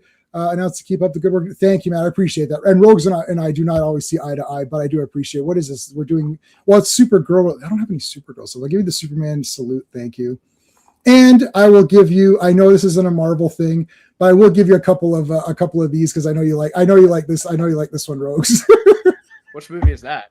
I don't know what that is. It's some SNL thing. I'm about to check that one out. Jimmy Kimmel. Looks like a good movie. Yeah, that was a Jimmy Kimmel one. Yeah. And I don't have Tila, but I've got this. I've got Camila Mendes from whatever show this was, Archie's or something. Was that from Archie's? Is that Archie's? Riverdale? You mean Riverdale? Sure, whatever it's called. The fake Archie's. Thanks, Rogues. I really appreciate that, man. You would love the final season. Yeah, well, I like the final season of. Did anyone watch Superman and Lois? I know Cliff, you watched it. We covered this already. No, the other guys. The other guys. I watched like 6 seasons of The Flash, and any season or episode that was a crossover, that's the only time that I would have watched anything to do with that Superman. Well, Superman and what's the name of the Lex Luthor guy? He's the guy from Is he from Walking Dead? He is from Walking Dead, yes. Okay. Michael Kiss or something like that. Yo, that Lex Luthor, Cliff, I don't know if you agree, that guy was a scary effing piece of shit bastard. I was like, I was like, F this guy. He treats his daughter like shit. Have you seen it, John? Did you watch Superman and Lois season 4? I didn't see the last season. I have to watch the last season. Oh, dude, like this, because I saw that guy, I was like, oh, is this guy Lex Luthor? That's kind of weird. But what a stinking bastard. Like, he is a piece of crap. But they made a lot of good decisions in the ending of that show with the way the Doomsday was. I mean, they changed it around. Like, Doomsday was like basically Bizarro mutated or something weird like that. It was kind of weird, but Lex Luthor was a stinking bastard. Like there's a part where he rigged Smallville with red sun ray light or whatever. So when Superman came down and Superman's like, get down here, and it's like, you've been threatening my family, and he turned the lights on and he became weak. I was like, oh shit. And Superman still beat him up. Clark still beat him up as Clark.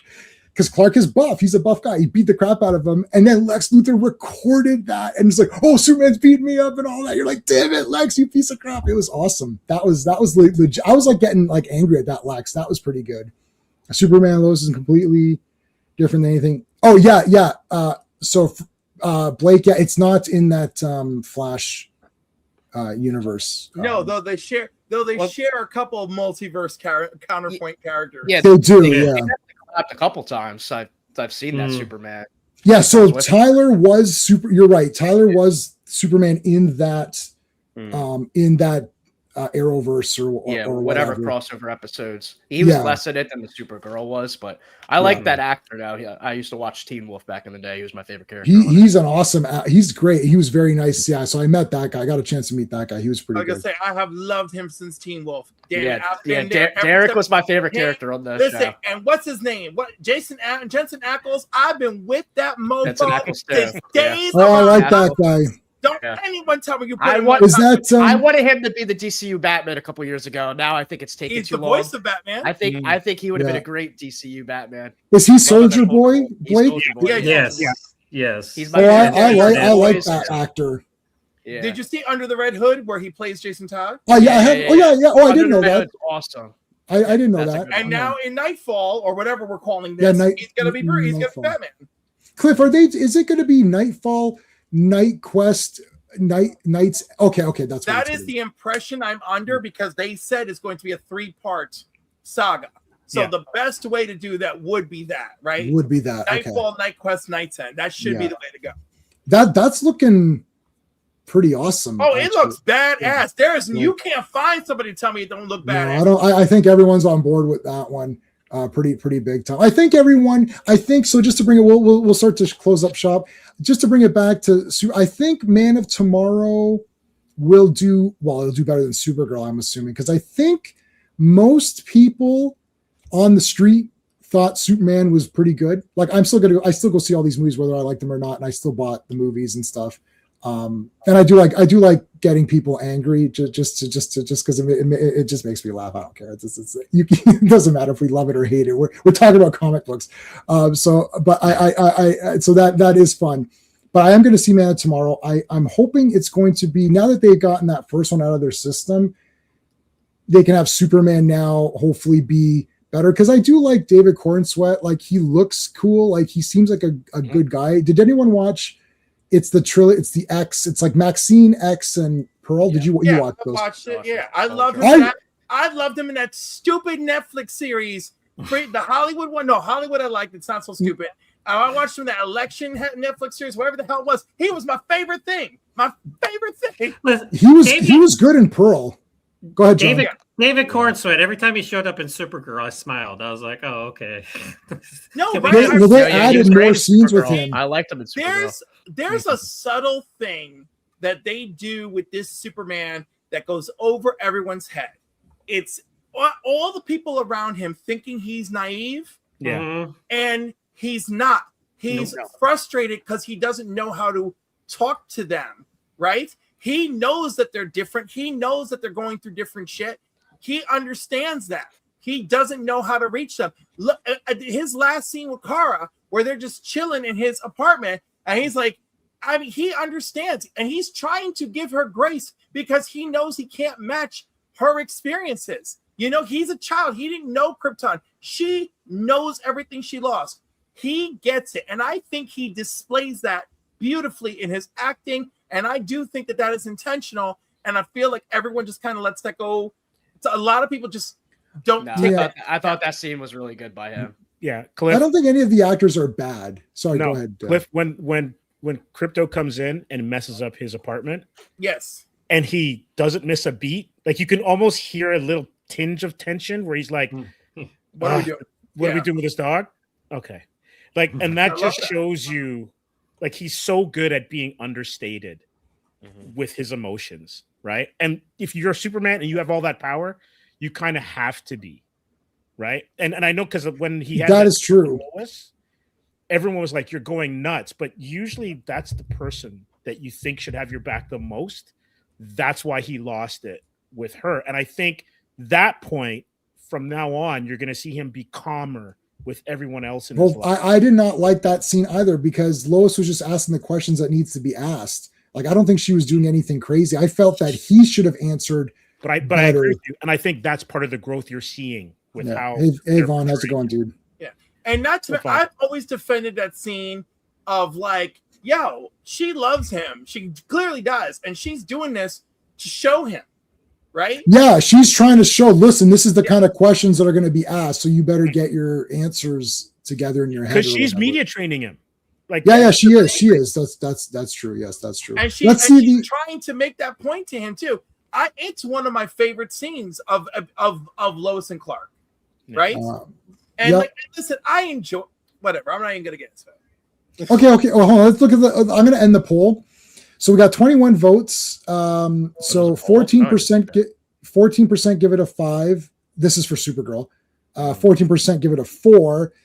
33% gave it a 3 out of 5, and 38 gave it a 2 out of 5. I'll leave it up for just a minute more.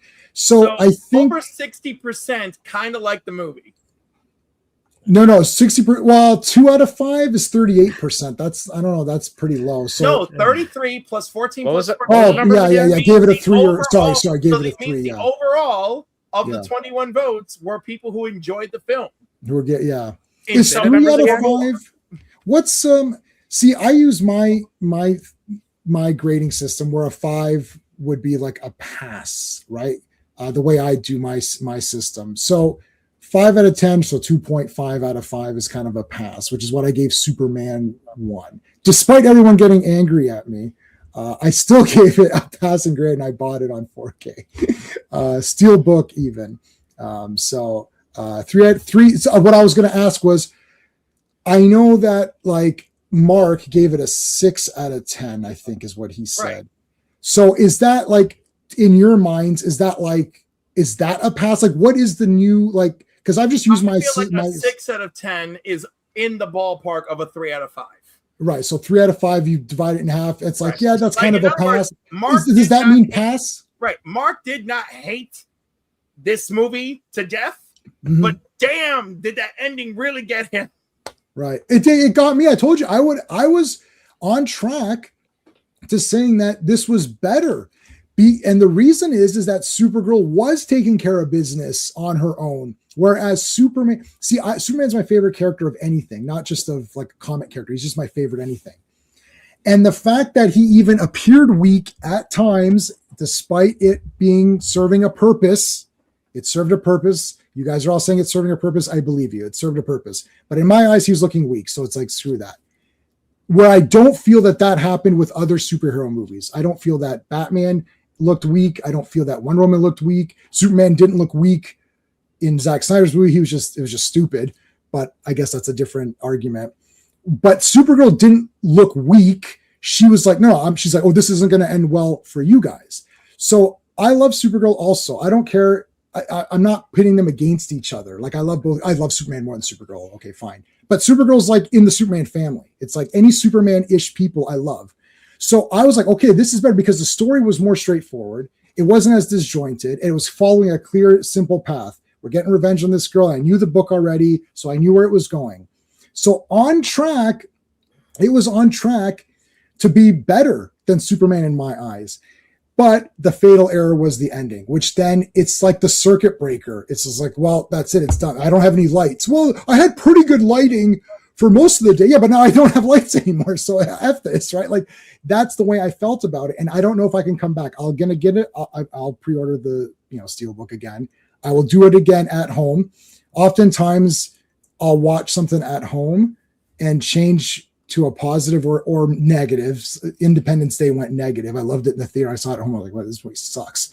But some movies went up, at home, where you can watch in your comfort of your home and you don't have to worry about the woman in front of me who, I don't know what she did. She spasmed so hard that she smashed my knee. And I didn't even realize that in IMAX seats and I've been in IMAX for 20 years, that the seat in front of you could even touch your leg. I'm not that tall. I'm tall, but I'm not that tall. And she smashed my knee, and I was like, God damn it. And that just pissed me off. That may have just pissed me off. That may have soured me for the whole movie. Yeah. But the popcorn was amazing. That on that. Anyways, so I'll watch it again. Sydney Sweeney for Super. But you know what, Sydney Sweeney, is she a good actress? I've only seen her in Once Upon a Time in Hollywood. So she looks pretty, but I'm not casting by pretty people. I'm casting by who can play the part. And they made fun of that, or they said that guy for He-Man wasn't big enough. I don't understand. He looked pretty big to me. Like, Nicholas, and I love that the people who say he isn't big enough. I love what they look like. Of course. And I want to make this point. We didn't make this point. I am 100% fucking against making fun of people's appearances in the way that they're doing it. It's like there's no zero tolerance. If you post that, and I've been fighting people on Facebook who've been posting little pictures and stuff, and I was like, this is very mean-spirited. This has nothing to do with Superman. I am all in. I am not going to make fun. Like, okay, if someone dyes their hair green and orange and you're like, oh, that looks stupid, that's their decision, but not features that cannot be altered. Like, it's like, you do not make fun of, even in the green hair, I would not make fun of that. I do not make fun of people's appearances. And Millie Alcock is not ugly. That's effing crazy. But you judge the acting, and her acting in not Game of Thrones, House of the Dragon was good, and she's fine here. The character killing is the problem. So I'm against doing the memes. I hate that. They did it with other people too. I was like, this girl's pretty hot. How are they saying that this girl, anyway, so I don't like that because it's not what Superman would do. So F that. That's bullshit. Especially for a Superman movie. Like, it's like, okay, you're making fun of this person, but you're supposed to be an advocate of Superman. So like, that's not what would happen. But if they didn't kill her, they killed Krem. So I don't know what to do. What do? I hate that part. And it just dismantles it all. So how can I get back? It's like Last Jedi. They made Luke a goof. It's like, why is Luke like an idiot and he dies like an idiot? I'm like, F this. Like, I don't know I can't come back from it. Like, there's certain things that happen in movies I can't, like Superman, I can come back from. I can go back and forth because nothing egregious happened. But in Supergirl, this one thing at the end, it just kills it. I can't, how can I go back? Like, now I know that she kills this guy. So how am I going to watch the movie again and try to be open-minded? That's where I'm at. Well, again, if the DCU survives past Man of Tomorrow, I'd like to see them do something interesting with it, right? Mm-hmm. And then make all of this trial and tribulation feel worth it. Mm-hmm. I'm afraid we may not get there because we are instantly in tribulation mode. The roller coaster is shaking. The freaking screws are flying out of the roller coaster. I'm nervous. The bolts are popping out. This is a tough one. It's like the roller coaster at the Wonder Wharf in Bob's Burgers. Right. I haven't seen Bob. This is a tough situation because, again, I don't relate box office to quality of film, but I do relate it, as Cliff said, to the future of the franchise. So will He-Man's not going to have another theatrical movie. It's done for He-Man. Whether I like it or not, I think most He-Man nerds enjoyed He-Man. And I think most comic nerds were kind of where you guys are on Supergirl, mid, right? And then but my fear is that even the Blakes and the Johns, who are like, well, I don't really read Supergirl comics, but when they're in the mid range, this is not looking good because the superhero fans, I've read Supergirl comics. Okay, so I apologize, and I didn't mean to shoot, or let's say Steve didn't. No, that's okay. Yeah. So Steve, you're not a big Supergirl guy, right? So I'm putting you to the bottom. I like the character, but I don't read the books. Well, you're going to the bottom. I don't care. That's fine. I'm putting you non-comic people on the bottom. I'm always on the bottom, so it's okay. Yeah, there you go.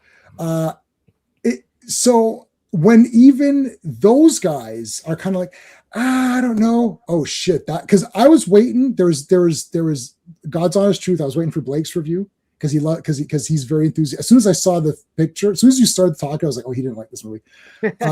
And Mark from Legion, because Mark and I had a big, oh hey, how's it going, Citizen 333? How's it going, dude? Was Mark's Waste Potential live right now talking about it. I know. So I was waiting for his review because I didn't know your opinions, Cliff, but I knew that he was a big time advocate of Woman of Tomorrow because I had stopped reading the book on issue 3 when it was coming out in 2020, or I don't. It's actually not new. People are thinking this just came out. Like this is not a new comic. It's under 10 years old. Under 10 years, yeah. So it's about 6. I think it was like 2019, 2020. I don't remember the exact dates. I think it's like 2021 or something. Okay, so yeah, so let's say 5 years ago. So I was getting it off the rack, and I thought the art was super good. Like, the art looks great. But I was like, I couldn't get into the story, but whatever. But then I got the trade paperback, and then I got the thing. So Mark was the one who really was like, "Oh, you got to go back and read it." And I feel it's too long. It could have been 4 issues. That's just my opinion. And I thought the ending was slightly ambiguous because it looked to me like Krem was killed. I was like, did Krem die here? No, and then that's Mark's intentional, and then we find out the truth. Right. So, right. So I was like, or you could just have him not die and it'd be fine, like whatever. But anyways, Supergirl Woman of Tomorrow began end of 21 and ended in 22. 22. Okay, so yeah, it was 8 issues, right? So 6 issues. It was 6 issues? No, are you sure? Yes, this story that you thought was too long. Right. Wow. So it clearly should have been the 3-parter. Listen, I was gonna say it's too long. You have the hardcover. Reread it and get over it. No, I've read it like twice now. I'm not reading it anymore. Stop it. You're killing me. I'm gonna lose brain cells every time. It's a beautiful story. Let me tell you, it was pleasurable rereading it after that movie. Oh, okay, sure. After that movie, it's definitely more pleasurable after that. You know what I like? The Peter David Supergirl, which some people don't like, including my friend Sean, when we fight over that all the time. You mean Matrix? You mean Matrix, aka May, aka Linda Danvers, aka Earth Angel Supergirl? That one? Listen, I like the Earth Angel. I get you, man. I love her too. But let us be clear. It's the fake most convoluted backstory. Okay. Listen, let me tell you. That's the fake Supergirl. I said it. And if someone tells me, yeah, but that's the fake Supergirl, I say, I agree with you, but I still liked it. I got the statue of that. I've got a poster of her with the fire wings. That was cool. I like Peter David anyways. I've got a signed copy from Comics Curing Cancer. When they did their auction, there's a signed copy that Rob put up, and I got the signed copy of Peter David, which I never had. So I'm very grateful to that. But yeah, so in any case, I like that, which again, it's the fake Supergirl, but that was the John Byrne, no Kryptonian, right? So I don't know if you guys know, after Crisis, John Byrne said that Superman is the only one, literally. And actually, that wasn't him. Editorial said. Oh, editorial. And he had to work with that. And then what did he do? He's like, oh, let's bring back Superboy and have him fight Superboy. And then Paul Levitt. How did they?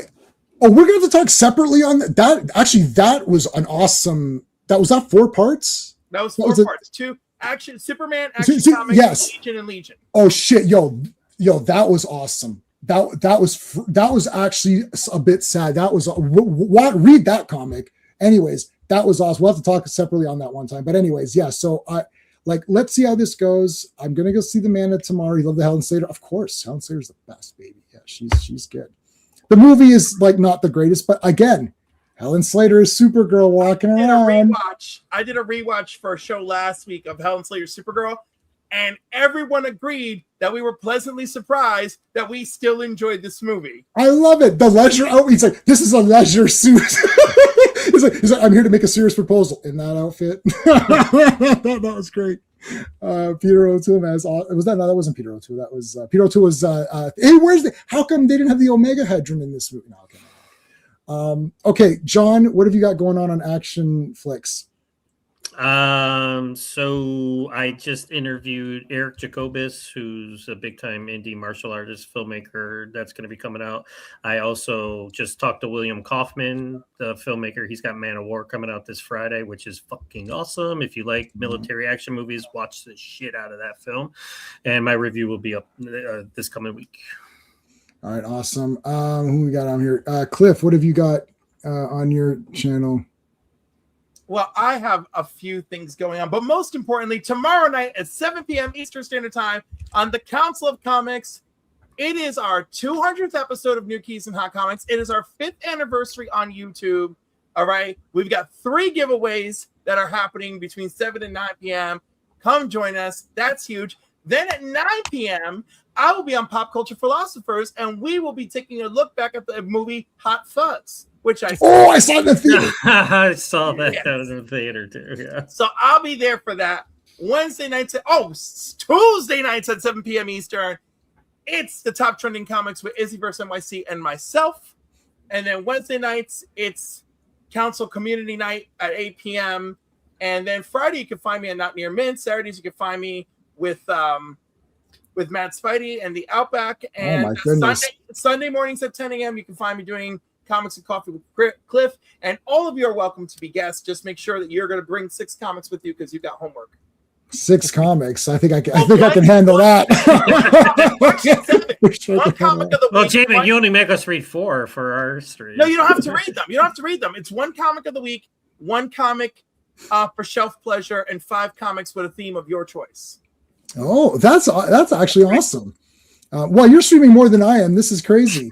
I know. It's like, are you doing 2 shows at one day? Yeah. Oh my goodness, this guy's. Listen, I just worked a whole day in 90-degree humidity. I need your energy. I need your energy. Give me some of your energy. Wednesday. Well, no, I drink a lot of coffee. Wednesday night, I'm also after the Council Comics at 9 p.m. I will be over on Sector 2814 or 2815, and I will be on Guest That Key. Oh, so I have things. Woo! All right, Blake. Blake is the only channel I watch. Like I don't have nearly half of that going on. I'm like, I don't know how to. I've got like actually going on. Wait a second. I have one show coming on Wednesday. So my plans are, I have a video I recorded last week that I'm probably gonna upload within the next day or two. A video called The Road to Spider-Man Brand New Day. I'm going to start making some build-up videos to Spider-Man Brand New Day and hype videos. I want to make more topical videos on just the state of DCU in the future. I'm going to break down some comparisons between DCU and MCU.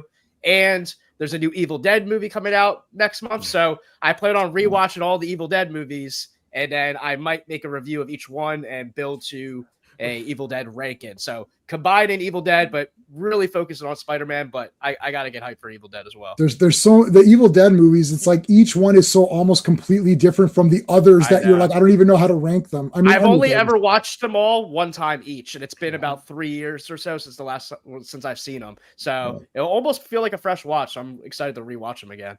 Real quick, Blake, I'm glad you mentioned Spider-Man Brand New Day, because we're watching Supergirl. I couldn't stop thinking, boy, I can't wait for Spider-Man Brand New Day. Well, that's gonna sell big time. Like, Spider-Man's gonna be fun.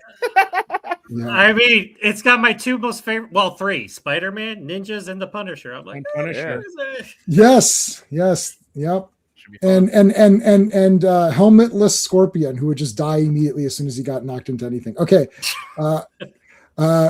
Steve, what do you got coming up on Comics Asylum? We're gonna have a Francis Manipal interview. I'm gonna be posting that, so it should be up tomorrow. Joining you as well for whatever Avengers. I'm doing, whatever you're doing, Avengers. I think Wednesday is. Are we doing G.I. Joe this Wednesday? G.I. Joe for sure. I think so. So, John, you'll be with us for G.I. Joe.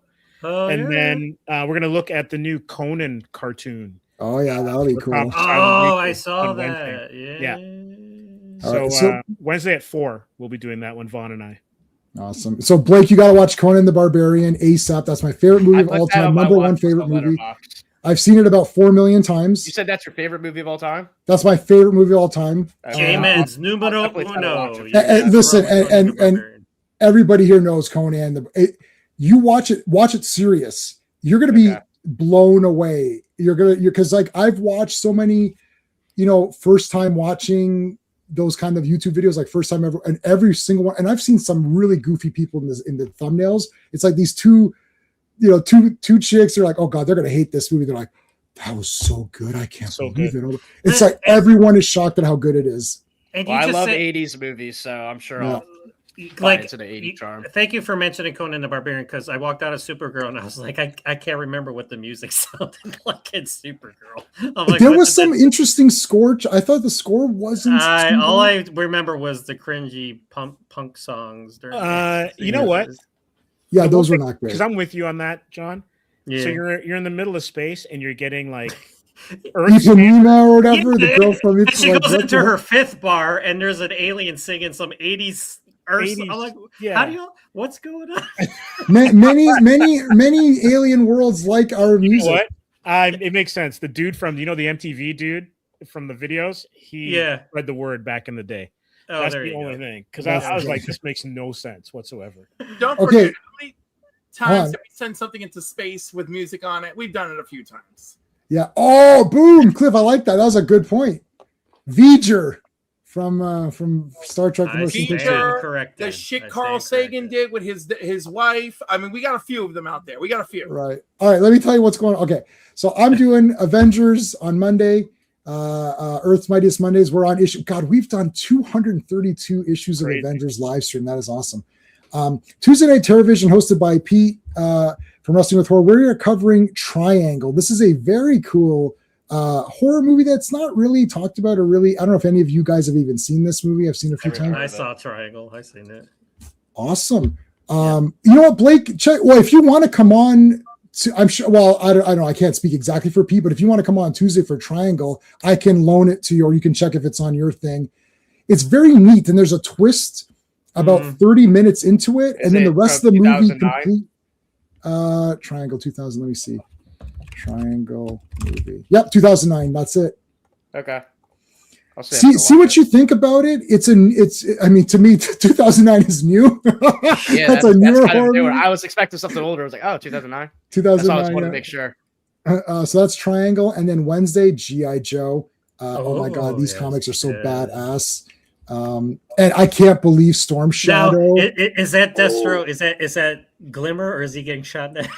I don't know, but if he's getting shot in the head, he deflects it because he's Destro. He headbutts bullets. That's right, baby.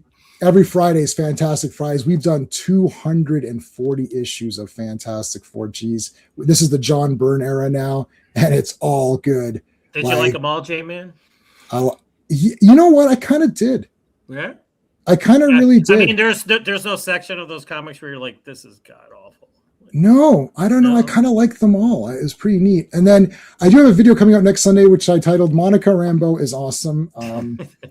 I don't know what else to title it, because Monica Rambeau is awesome. You know what? I appreciate that. I don't know what else to title it.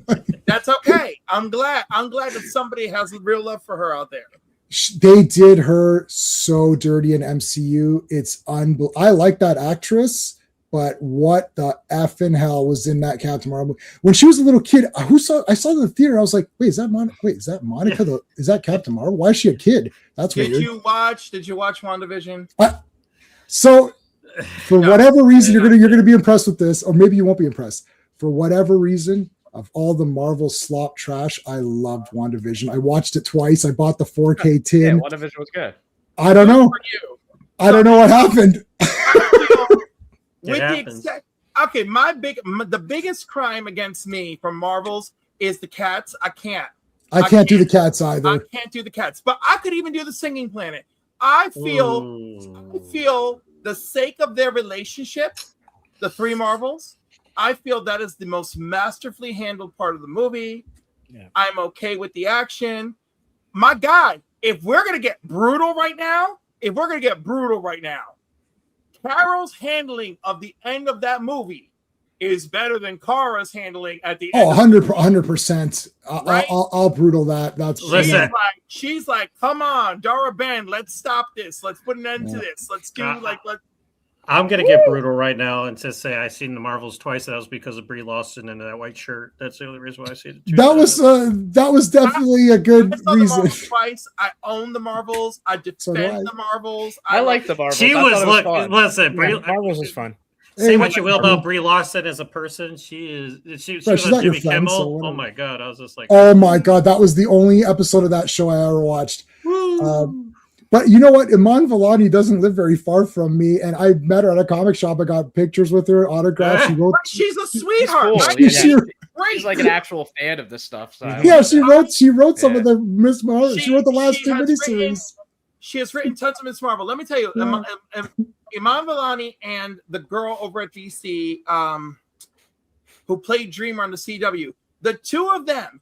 Oh, I know. I have her autograph. Actually, from hold on, I'll tell you the name. No, I have her autograph. This is brutal. Nicole. Yes. Nicole Maines. Nicole Baines. Yeah. So let me tell Yeah, you, they are each a delight. They co-write everything featuring their characters. I saw that. She's written other ones too. Yeah. And even this Dreamgirls that's out now, she's still co-writer on her. She's there to lend Dreamer's voice to the book. Iman Vellani jumps on the Ms. Marvel stuff to lend Miss Marvel's voice to the book. They are not necessarily the greatest stories we've ever read. I would agree with that. Right, but the characters sound like the characters. I think they did the character again. This is another example. We're going to end. This is another example of where the MCU failed these actors with the way that they told this story, and it just messed it all up. I think there's at least like 10 or 50. I did a live stream MCU movies that are worse than the Marvels, and we came up with like 10 or 11. I was like, okay, there's quite a lot. And I can't do the cats either. And I actually like cats, but I'm just like, I can't. No, I couldn't. I was like, I would talk about a shoehorned. Yeah, that was so weird. Thing. Why is that even there? I mean, that was like, weird. But outside of that, the relationship of the characters, the use. Yeah, the ladies together were all right.